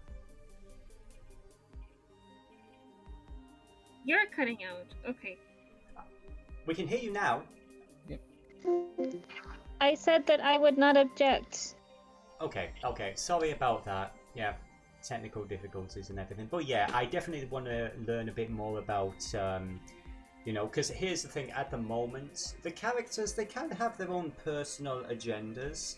So I think what we're going to do is we're going to maybe indulge in 1 or 2 before we bring things together for a more focused story. I've got ideas. But we're going to discuss over the next week on our little group Discord about which threads we want to focus on first, so everyone gets their fair share and their fair turn. So, with that having been said, thank you all for watching. It has been a genuine pleasure, and thank you guys, my beautiful players, for joining us for this evening. I hope you have had a good time as much as I have. It's been great. So, I wish you all a good night. Stay safe, stay well, and if you're going to murder someone, at least get their consent first. Good night.